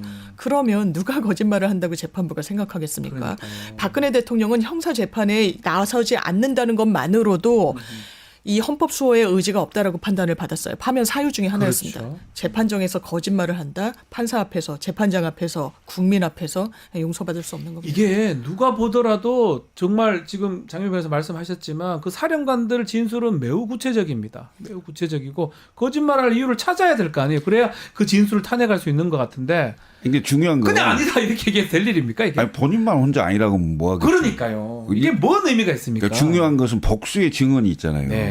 복수의 동일한 증언을 갖고 있기 때문에 참. 윤석열 대통령이 제가 방금 말씀드리잖아요.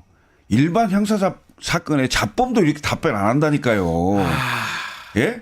아, 명색이 검찰총장 출신의 그 피고인이라는 사람이 답변을 이렇게 합니까? 그게 믿어줄 거라고 생각하십니까? 누가 믿습니까 이걸? 예?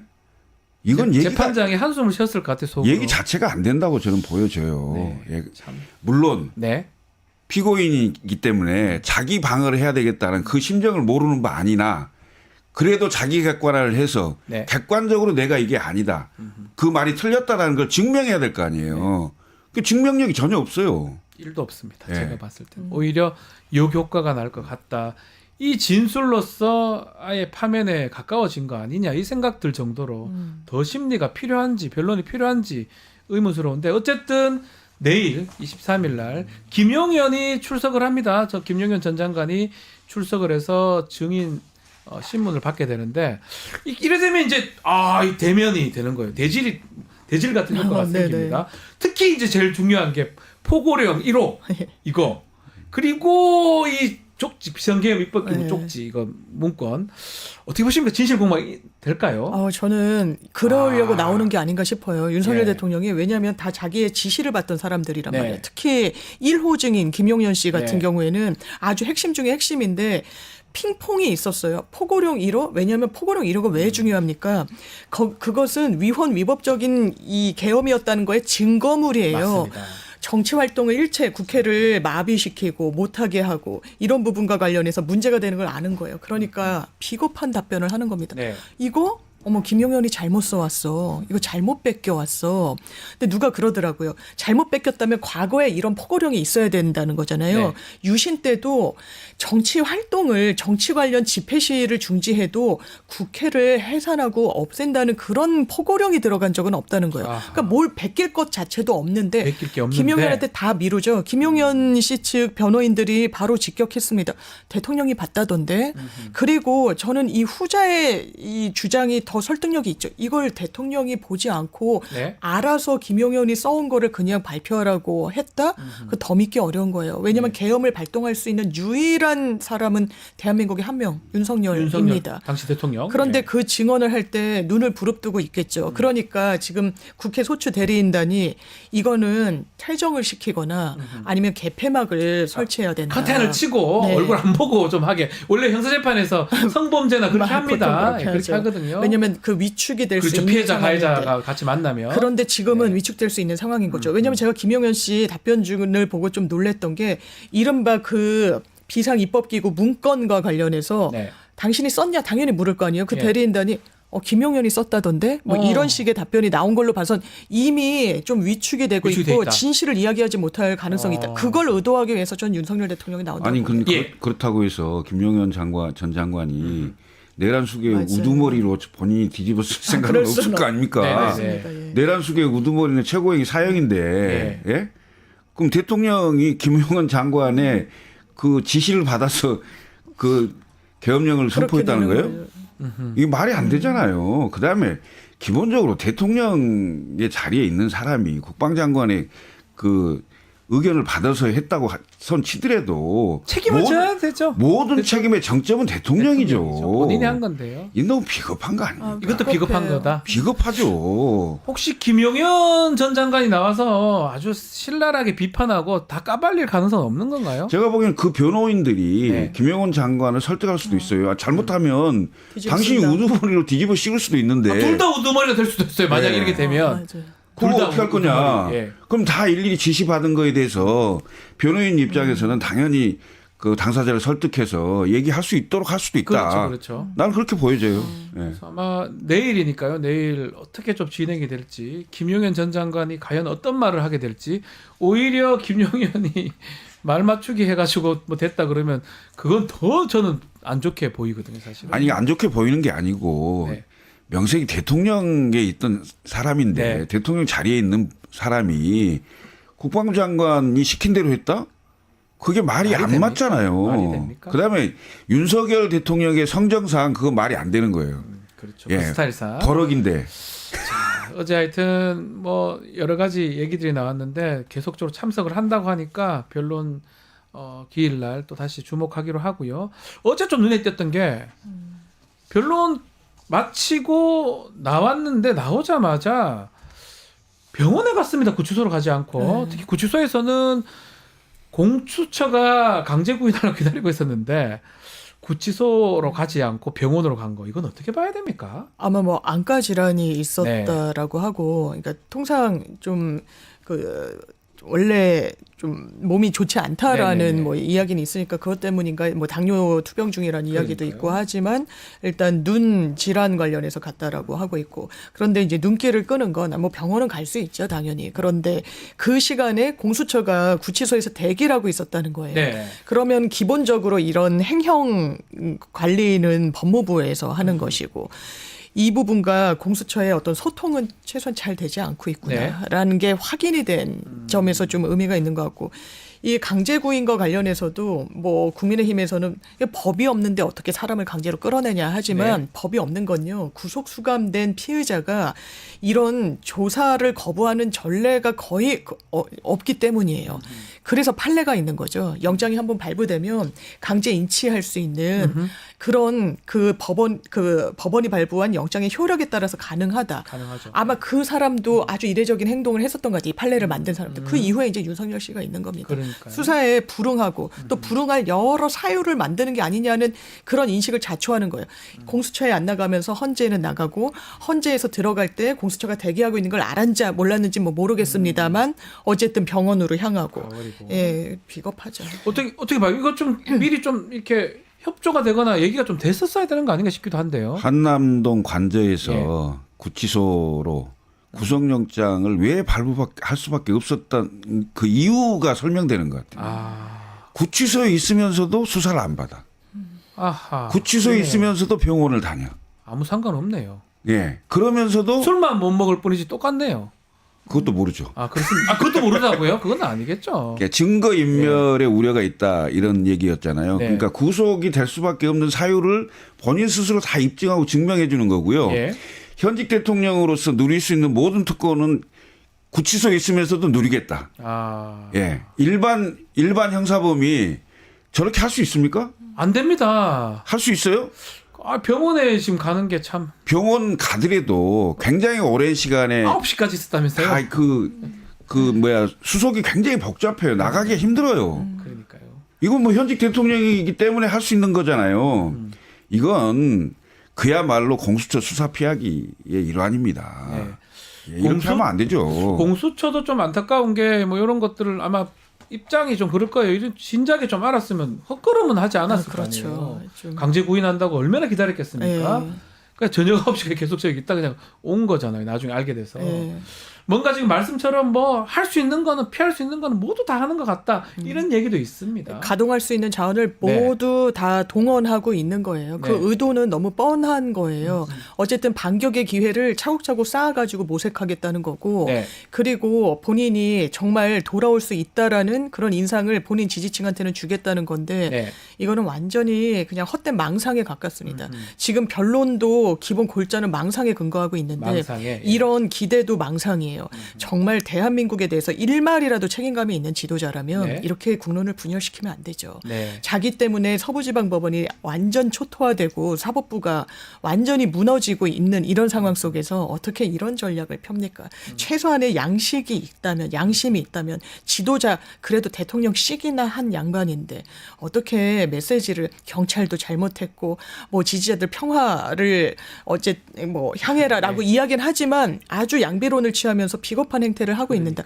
아 정말 역사에 어떻게 기록되려고 이러니까 진짜. 눈에 띄는 것 중에 참 결국 국가는 절단납니다. 뭐 진실 앞에 거짓이 이길 수가 없을 거니까 뭐 탄핵되고 뭐 재판받고 이거는 봐야 되겠지만 결국은 지금 그 과정에서 윤석열이 저렇게 행동함으로써 일부 또 국민의힘 정치인도 따라서 저렇게 함으로써 나라가 지금 두동강이 나가지고 정말 이거 돼도 괜찮다 이러는 걸로 느껴지거든. 이게 저는 안타깝습니다.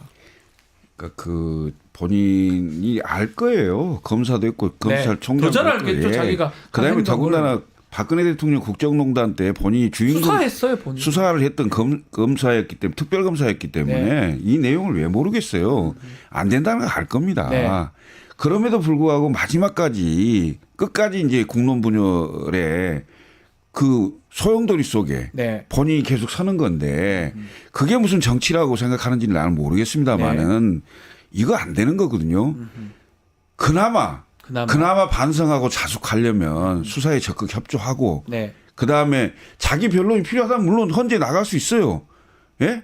그렇지만 저런 식으로 행동하면 안 되죠. 병원에 마음대로 되긴 가고. 하지만 네. 예. 네. 그래도 대통령을 했다는 사람이 국민을 조금이라도 생각한다면 이러면 안 됩니다. 절대로 안 됩니다. 이게 국민을 엄청나게 화나게 하고 분노하게 하는 거고 결국은요 자기 지지층 끝까지 자기한테 남지 않습니다. 남겠어요?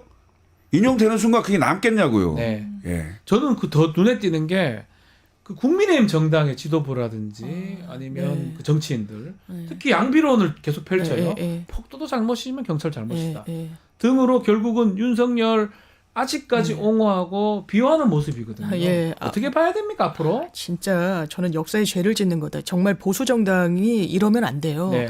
보수의 가치가 뭡니까?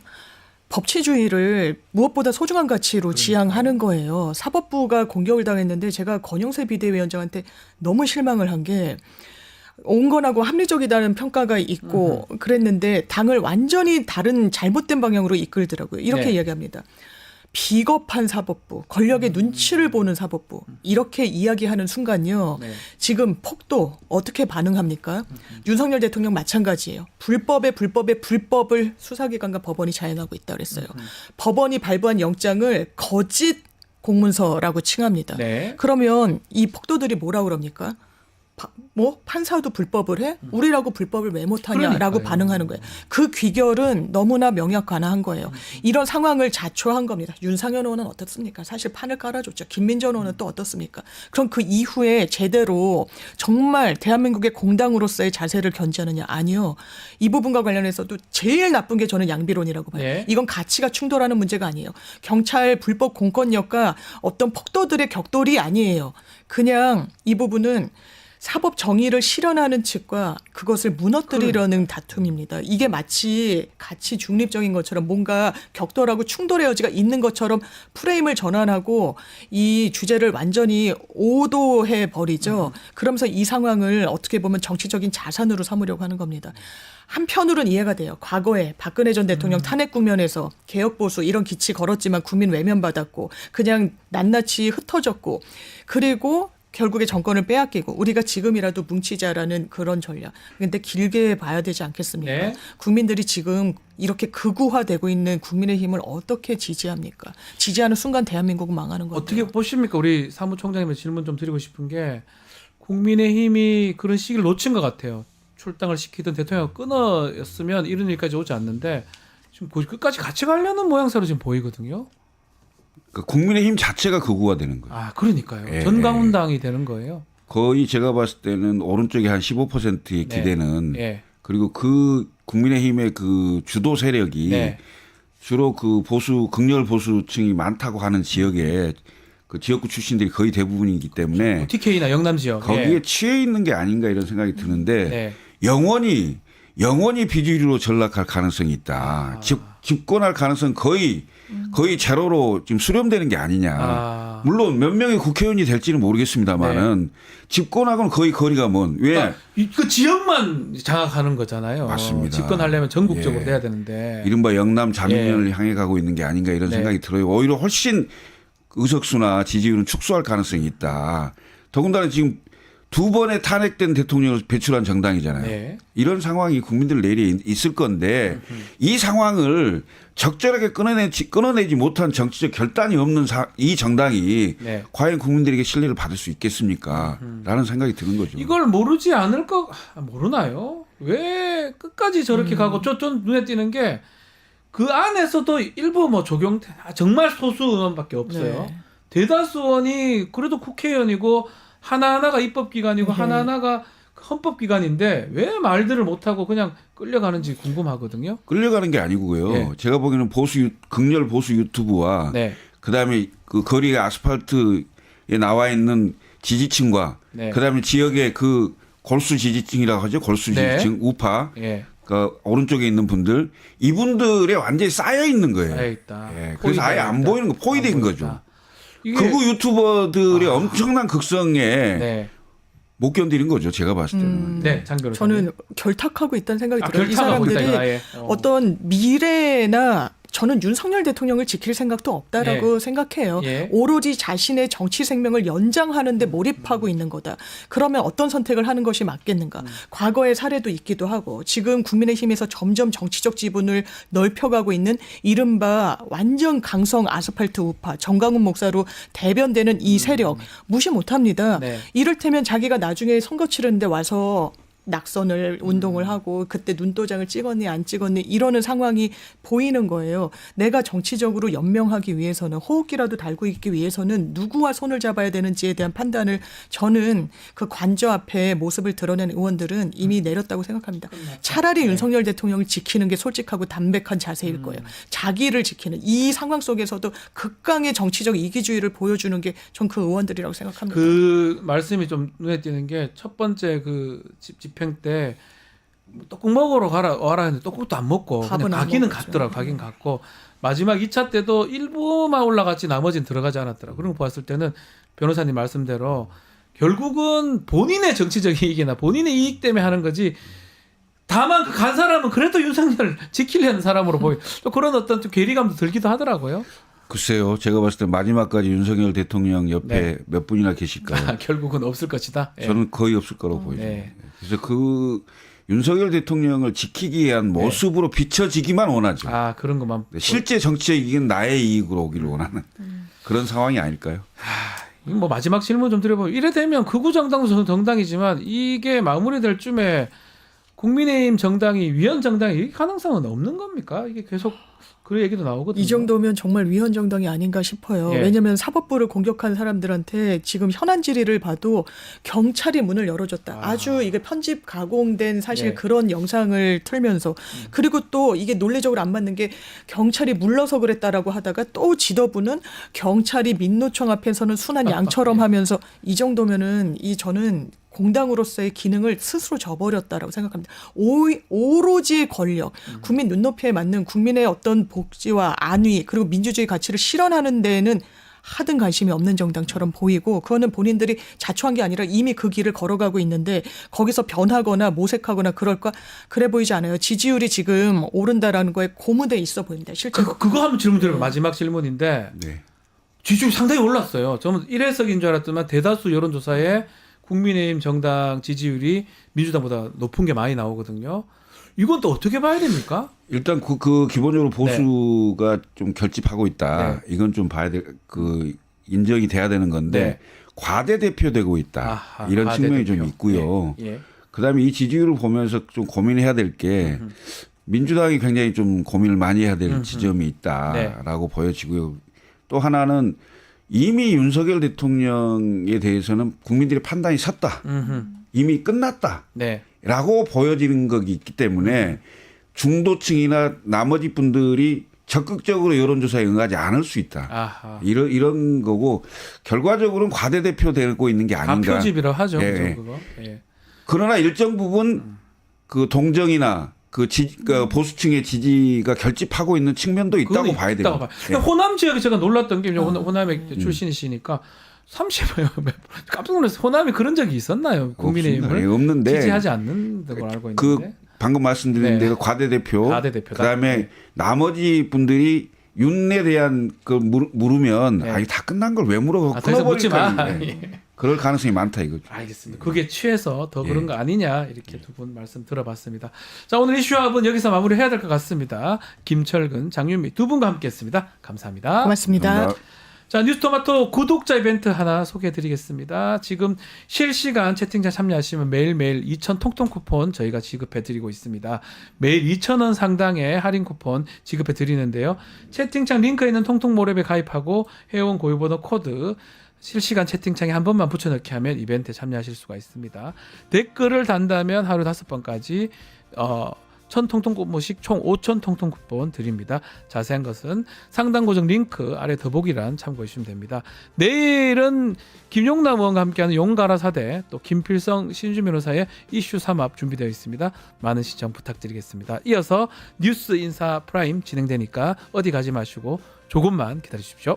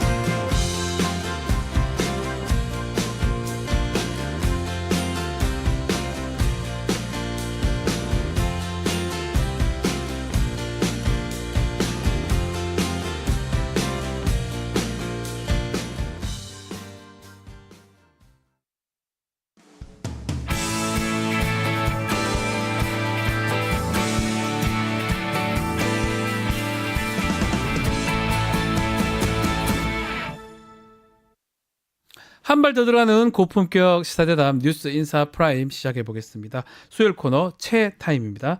최인호 전 의원, 임미 의원과 함께합니다. 두 분 안녕하십니까? 네, 안녕하세요. 네, 자 많은 분들이 아주 우리 재밌다. 또 그리고 영남 쪽 또 TK, PK 얘기 듣는 거 좋다. 뭐 이 얘기도 하셨는데 좀 오늘도 좀 뭐 다뤄야 될 얘기들이 많아서 바로 질문 좀 드려보겠습니다. 어제 일단은 헌법재판소에 윤석열 직접 변론기에 참석을 했었어요. 윤석열 발언에 대해서 좀 논란이 많이 되고 있는데 어떻게 들으셨습니까? 우리 최 의원님부터요. 어떻게 표현할까? 네. 화도 나고, 네, 정말 짜증도 나고, 네. 그랬는데, 참 윤석열답다. 윤석열답다. 정말 윤석열답다. 어제. 현재 출석, 그 표현을 그렇게 정리했는데, 네, 자유민주주의 신념으로 평생 살았다. 자유민주주의 신념으로 살았던 사람이 군대를 동원해서 국회 의원들 끌어내고 국회 마비시키려고 선관위 서버 탈취하고 직원들 체포 구금하려 했다. 네. 그게 어떻게 자유민주주의 신념으로 사는 사람이 할 수 있는 짓인가. 또 최상목 메모 다 김용현으로 돌렸고 네. 선관위 침탈도 서버 체크를 위해서 했다. 또 뭐 국회의원들 끌어내라 한 적 없다. 변명과 거의 거짓말로 일관했는데 한마디로 국민들을 우롱했다라고 네. 보고요. 아마 이렇게 거짓말하고 개변으로 어제 현재 출석해서 했던 그 의도는 내란 우두머리에서 우두머리를 김용현으로 올리고 네. 본인은 계엄 주요 종사 임무자로 제가 웃어 계엄 주요 예. 임무 종사자로 객화시키려는 노력 아닌가. 우두머리는 라고, 김용현이고 자기는 주요 종사자다. 뭐 그런 의도로 밖에 안 보이는데 실제로 뭐 참 그래 하더라도. 애쓴다 이러죠 이럴 때. 심스러운 분들 사실은. 어떻게 보셨어요, 의원님? 이 긴 말이 필요 아, 없지요. 이게 정말 윤석열이 윤석열 한 거고요. 예. 사실 뭐 저는 그 두 가지 질문했잖아요. 네. 비상입법기구와 관련된 것, 그 다음에 국회의원들 끌어내라는 그렇죠. 게 이거 사실이냐 이거 두 가지 질문했어요. 근데 네. 이것과 관련한 답변을 들으면서 최상목은 어떤 기분이었을까? 김용현은 어떤 질문이었을까? 어떤 기분이었을까? 이 생각이 든 거예요. 최상목은 국회에서 질의 있었을 때 분명하게 얘기했거든요. 대통령으로부터 쪽지를 받았고 얘기했어요. 그것을 자기가 주머니에 넣고 나중에 이게 기억이 나서 이 쪽지를 차관한테 줬고 차관 본가요? 예. 예. 근데 이게 사실 좀 말이 안 되는 정황이었다고 생각을 했는데 뭐 거짓말 하기로 치면 누가 하겠습니까? 최상목이 하겠습니까? 윤석열이 하겠습니까? 저는 윤석열이 윤석열한 그런 자리였고 근데 왜 나왔을까? 그동안 헌재의 심판도 계속 거부하더니 왜 나왔을까?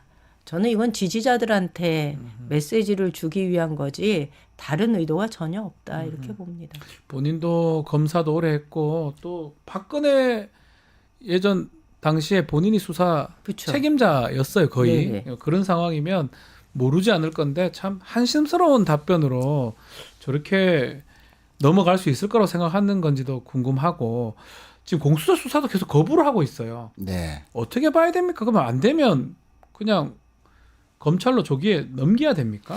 글쎄 뭐 오전에 그 공수처장 입장을 발표한다는 게 지금 지켜봐야 되겠지만 50분 정도에 뭐 예. 공수처 자체는 수사할 권한이 없다라고 일관되게 주장해 왔기 때문에 어제도 그 헌재 출석하고 바로 국군 병원으로 병원 가버렸어요. 가버렸지 않습니까? 예. 그거는 이제 구인 자체를 피하기 위한 의도가 아니닌가. 그럼 결국은 앞으로도 공수처 수사는 계속 거부할 것 같고요. 그런 속에서 과연 공수처가 어떤 수단으로 네. 수사할 수 있을지 오히려 조기에 검찰로 넘겨서 차라리? 어차피 네. 결국은 기소권은 검찰이 가지기 때문에 또 검찰이 그 김용현이라든지 여러 사령관들 수사를 해서 기소를 했지 않습니까? 예. 여러 가지 수사 내용도 이미 있기 때문에 검찰로 미리 넘기겠다라는 식으로 나올 수도 있지 않겠나. 네. 그렇게 볼 수도 있습니다. 뭐 같이 오늘 아마 네. 그 얘기를 하려고 도스태핑 한다고 도스태핑 하거든요. 하는 오동훈 이유가 차장이. 예. 이후에 검찰과의 기소권과 관련해서는 어차피 검찰의 협의가 있어야 되는 거기 때문에 네. 그 얘기를 할 것 같습니다. 그럼 더 한 이상 가지 이제 이런 게 네. 수사한다는 게 공수처가 이 상태에서 수사를 지속하는 게 불가능하잖아요. 왜냐하면 강제 뭐 구인을 한다고 하더라도 네. 입을 열지 입을 안 않을까. 열잖아요. 날인도 거부하고 있는데 뭐 그렇습니다. 된장찌개 이 얘기밖에 안 하는데 그런 얘기를 하고 있다고 합니다. 한 가지 이제 주목되는 것은 예. 김용현을 이제 그 검찰이 기소했지 않습니까? 네. 기소하면서 포고령의 작성 주체가 누구 또 이제 윤석열 대통령이 당시 장관에게 어떤 지시를 내렸고 네. 또 법전을 차별을 했다든지 또 야간 통행 금지 부분은 빼라고 했다든지 김용현은 윤석열의 지시로 했다. 공소장에 다 나와 있습니다. 공소장에 글이 나와 있지 않습니까? 예. 그러면 그 헌재에서 지금 진실 공방이 벌어지고 있죠. 네. 김용현 측은 대통령에 보고했고 네. 또 여러 가지 지시를 받았다라고 하고 있고 사실상 이제 윤석열의 보고령 작성 지시였다라는 것이었는데 윤은 어제 헌법재판소 출석해서도 그렇고 그 전에 변호인 측을 통해서 우리는 그 김용현이 잘못 뺏긴 것을 그냥 뭐 대충 보고 넘어갔다. 사실상 김용현에게 책임을 모두 넘기는. 네. 그래서 사실상 그게 이제 헌법문란의 가장 큰 이제 사유 중에 하나인데 국회를 해산하고 네. 특히 이제 국회를 권능을 이제 그 무력화시키려 했던 거. 이 부분에 대해서 이제 비켜나가려는 거죠. 그런데 공수처는 과연 이 부분을 김용현의 그 이제 검찰이 수사했던 그 이상으로 뭘 갖고 있느냐. 이 부분에 대해 이제 핵심적인 수사 내용 중에 하나인데 네. 그 자신이 없으면 검찰에 빨리 넘겨서 넘겨야 된다. 예, 그 전후 관계를 윤은 또 뭐 거짓말로 또 일관할 거기 때문에 네. 검찰이 어떤 증거나 진술로 윤의 그 범죄 행위, 특히 네. 포고령 1호에 대한 범죄 행위를 예. 맹맹하게 밝힐 그 필요가 있다. 근데 이렇게. 이제 뭐 많은 분들이 또 우려하는 게 검찰도 뭐 믿을 수 있나 이런 얘기 계속해요. 왜냐하면 이번에 김성원 차장 저 깜짝 놀랐어요. 영장을 굳이 전 반려라는 것도 좀 애매하고 반려가 뭐지? 이거 가지 말라는 건데 새로 신청하라는 건지 뭐 절차가 잘못됐다는 건지 기각도 아니고 반려 뭐 애매하게 얘기를 하던데 그냥 애매하면 법원에 넘어놔라요. 법원에서 영장 기각하면 기각하는 거지 왜 검찰이 중간에 경찰 신청을 끊습니까? 그러니까 저도 그걸 보면서 되게 네. 깜짝 놀란 거예요. 과거에 김건희와 관련된 여러 사건, 이제 네. 최은순 재판 과정에서 검찰의 수사가 워낙 부실해서 아하. 예, 재판 과정에서 그 혐의를 충분하게 입증하기 어려워서 형을 내릴 수 없었다는 재판부의 그 판결이 판결 이유 생각나는 거예요. 맞죠? 네. 1년 딸랑 내렸는데 그 이유가 뭐냐면 뭐 없으니까 못 네. 하겠다. 그러니까 수사 자체가 너무 부실했고 증거도 없고 이래서 내가 뭔가를 하고 싶어도 이것에 입각해서 이 자료의 공소장에 입각해서는 뭘 형을 내릴 수 없다라는 재판부의 판결이 생각나는. 그래서 너무 부실한 거 아니야? 예.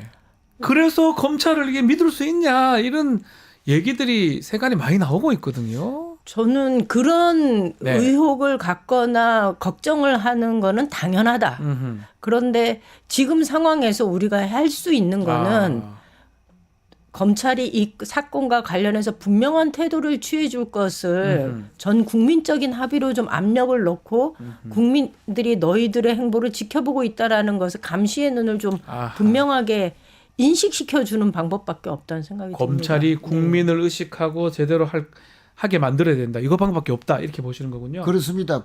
그 만약에 이번에 예. 이제 검찰이 10일간 수사를 하고 기소를 할 텐데 네. 예상대로라면 내란의 우두머리로서 수괴로서의 윤석열의 네. 모든 행위들을 제대로 입증하거나 그렇지 못한다. 그러면 김용현이나 각 사령관들의 진술만 가지고 기소를 한다. 네.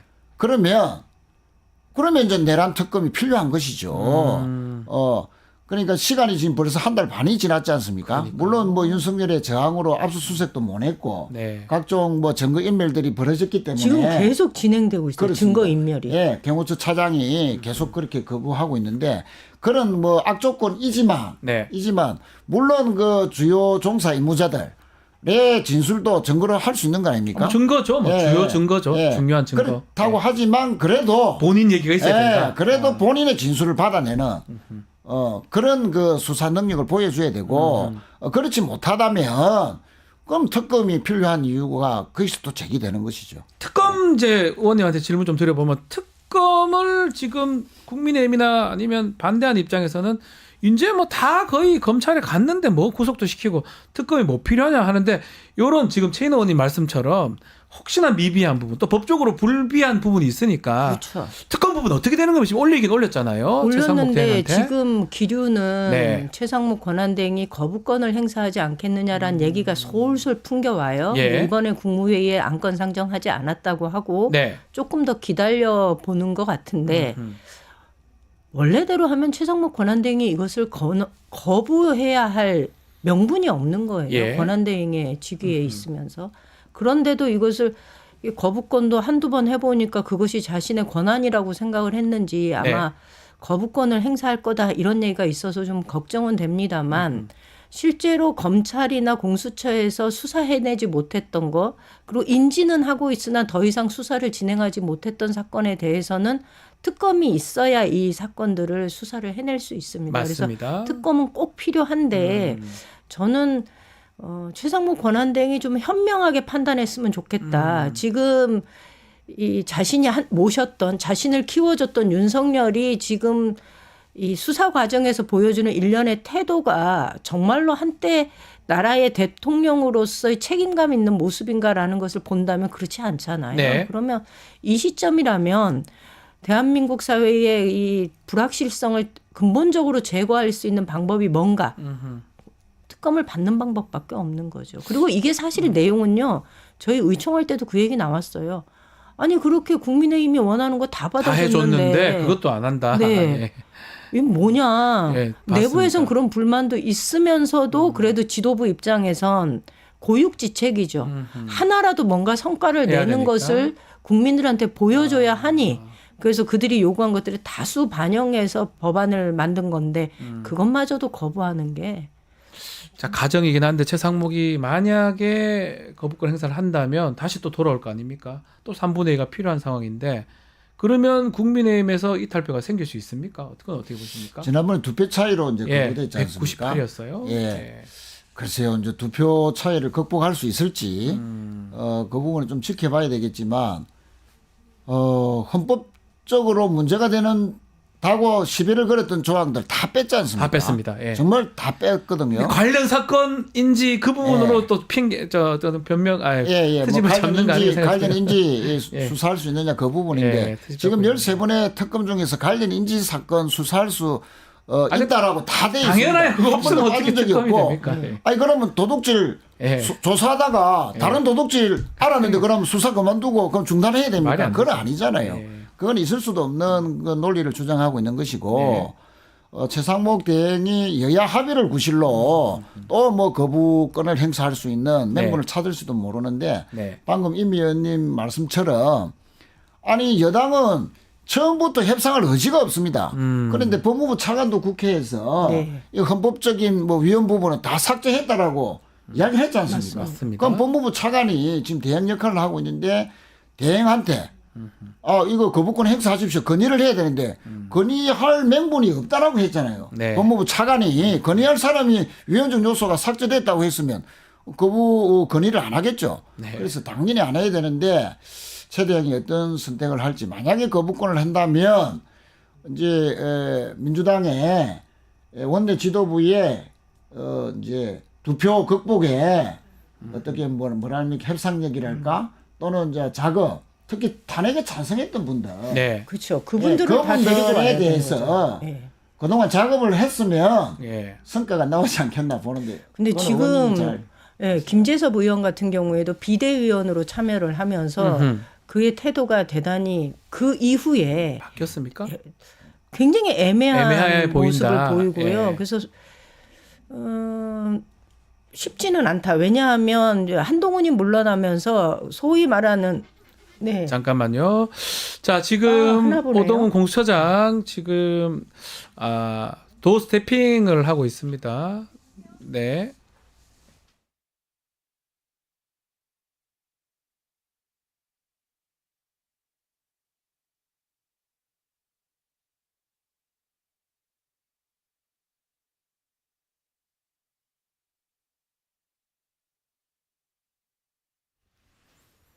네. 지금 정부 과천성사의 공수처의 오동훈 공처장 도 스태핑을 하고 있습니다. 지금 현장 화면 저희가 바로 생중계로 지금 보여드리고 있습니다. 네. 자, 지금 목소리가 뭐 정확하게 나오고 있지는 않는데요. 지금 현장 상황이 좋지가 않아 가지고요. 자, 목소리 나온 대로 다시 전달해 드리겠습니다. 지금 아마 준비를 한 것 같아요. 어떤 얘기를 하려고 지금 가지고 왔고요. 아마 뭐 추측하건대 이번 수사 관련해서 강제 구인 관련해서 얘기 또 검찰에 어떻게 자료를 언제 넘길지 등등에 대해서 얘기를 하는 것 같습니다. 소리가 지금 나오는 대로 다시 전달해 드리겠습니다. 심각하게 훼손하는 이러한 사태가 발생하지 않기를 바랍니다. 대통령 측에서도 사법부의 결정을 존중할 필요가 있다고 생각합니다. 이의가 있는 부분은 법질서 테두리 내에서 불복 절차를 따르면 됩니다. 앞으로 공수처는 비상계엄 사건에 가담한 대상자들에 대해서 지위 고하를 막론하고 엄정히 수사하겠습니다. 감사합니다.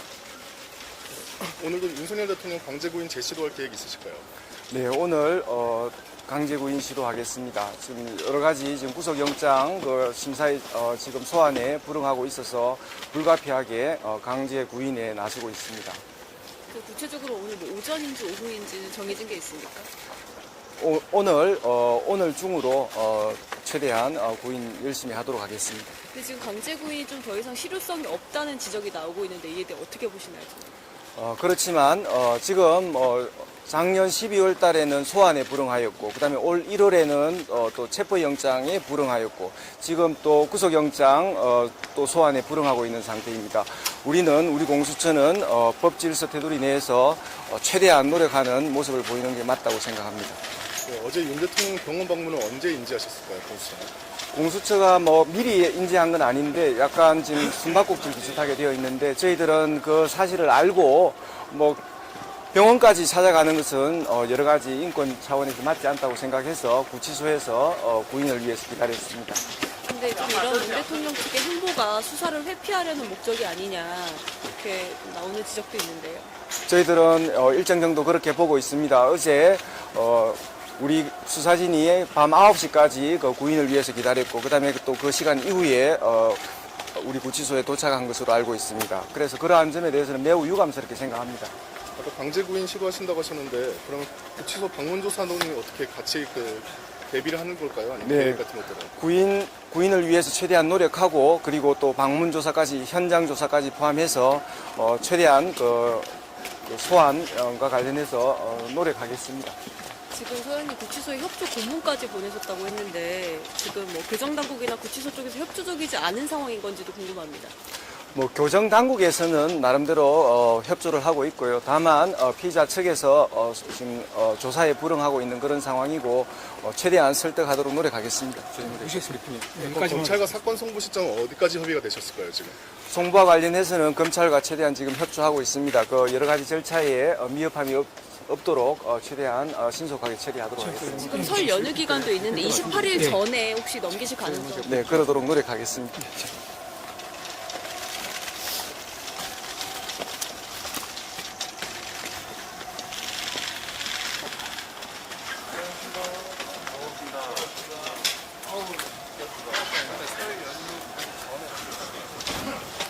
네, 자 공수처 앞 상황이었습니다. 오동훈 공처장, 자 도 스태핑을 지금 하는 과정에서 원칙적인 얘기를 한 것 같습니다. 더 엄정하게 관련자들도 다 처벌하겠다. 그 얘기를 하면서 강제 구인 시도라든지 다 하겠다. 어떻게 들었습니까? 예. 오늘 얘기를 한다라고 기자들한테 공지를 했기 때문에 기자들이 간 건데 혹시나 그냥 사건 빨리 넘기겠다 이거라고 또 생각했던 분들이 있는데 그런 건 아닌 것 그건 같아요. 아닌데. 더 잘하겠다 이런 얘기로 보니까 보입니다. 두 가지예요. 강제 구인 하겠다. 하겠다. 네, 그다음에 현장 조사까지도 하겠다. 하겠다. 예. 이런 거예요. 그러니까 만약 강제 구인에 실패를 한다면 구치소 가서 조사하겠다. 그리고 그것과 관해서는 그 교정 당국도 지금 최대한 협조를 하고 있다. 네. 이 얘기 상황 설명하는 수준인데요. 근데 저는 공수처의 의지를 분명하게 보여줬고 어쩌면 강제 구인에 실패를 하더라도 네. 국민들한테 윤석열이 얼마나 파렴치한 모습을 지금까지 보여주고 있는지를 다시 한번 확인시켜주는 그런 계기가 되는 그런 명분을 만드는 자리인 것 같아요. 그 자리일 것이다. 최인호 의원님 어떻게 보셨습니까? 예, 저도 같이 보는데 수사라는 것이 의지도 있어야 되고 능력도 뒤따라야 되는 겁니다. 능력도 있어야 돼요. 예, 사실은. 해야 되는데 사실은 수사 의지조차도 1차 체포영장 실패 때 공수처가 의심을 받았지 않습니까? 네. 물론 이제 체포영장 집행이 됐고 또 구속도 시켰기 때문에 의지는 나름대로 뒤늦게라도 좀 보여줬다라고 보지만 능력이 있느냐? 네. 그 능력 중에 하나도 실제 조사하고 수사를 해야 되지 않습니까? 저렇게 병원에 간다든지 시간 끌기 또는 이제 회피 전략을 펼치는 것 같은데 그걸 극복할 수 있는 방안을 네. 오늘 중이라도 이제 당장 보여줘야 됩니다. 시간이 벌써 가고 있고 벌써 3일, 4일째지 않습니까? 그걸 넘어가고 있는데 이제 며칠 안 남습니다. 공수처 네. 기간도. 10일이면 28일까지입니다. 그렇습니다. 네. 28일이면 이제 다음 주지 않습니까? 네. 다음 주 초인데 시간만 보낼 게 아니고 오늘이라도 수사를 착수해야 되고 어떤 식으로든지 의미 있는 수사 결과를 내놔야 된다. 사실은 윤석열은 지난주에도 서법지법 네. 영장 발부 그런 권한이 없고 중앙지법만 있다라고 해놓고 네. 또 필요할 때는 또 출석까지 합니다. 예.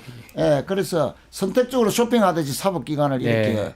유린하고 있는데 국민 우롱하지 말고 당당하게 할 말이 있으면 수사를 받아야죠. 왜 네. 피해갑니까?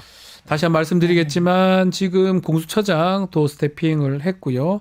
아주 끝까지 강제 구인 등 비롯해서 할 수 있는 거 다 해서 조사에 노력을 해보겠다라고 밝힌 상황입니다. 지켜보기를 하고요. 짚어봐야 될 게 좀 하나 더 있습니다. 우리 두 분 또 TK, PK 영남 지역이니까 국민의힘 지지율 오름하는 거 얘기를 해야 되는데 특히 지금 영남 지역 보니까 눈에 띄는 게 이게 질문을 합니다. 정권 교체, 정권 연장 질문하니까 정권 연장론이 훨씬 우세해요. 영남 지역 여론은 실제로 어떻습니까? 거기서 정권 연장은 네. 윤석열로의 정권 연장이 아니고 국민의힘으로의 정권 연장을 얘기를 하는 거예요. 그렇겠네요. 네. 네. 그러니까 뭐 많은 분들이 여론조사 결과를 보고 대단히 우려하는 분들 많고 네. 뭐 그래서 이러저러한 분석들이 나오는데 저는 그 분석에 다 동의합니다. 네. 보수가 과표집되어 있다라는 것도 맞는 것 같고요. 사실 전적으로 신뢰하기는 어려운 객관적인 자료다라는 생각은 하는데 네. 제가 어제 그 문자를 하나 받았어요. 뭐냐 하면 우리 당 지지자인 영남권의 분인데 경북 분이죠. 이분이 네. 이런 거예요. 지금 국민들이 느끼는 거는 대구 경북 사람들이 느끼는 건 어차피 윤석열은 끝난 거고 지금 이 상황에서 약자가 누구인가를 보면 자기네가 뽑은 대통령이 번번이 구속되는 상황을 만드는 예, 국민의힘이 약자로 보인다는 약자로 거예요. 보인다. 네. 그리고 거대 의석수를 가지고 있는 민주당은 하고 싶은 거 다 한 것처럼 보인다는 거예요.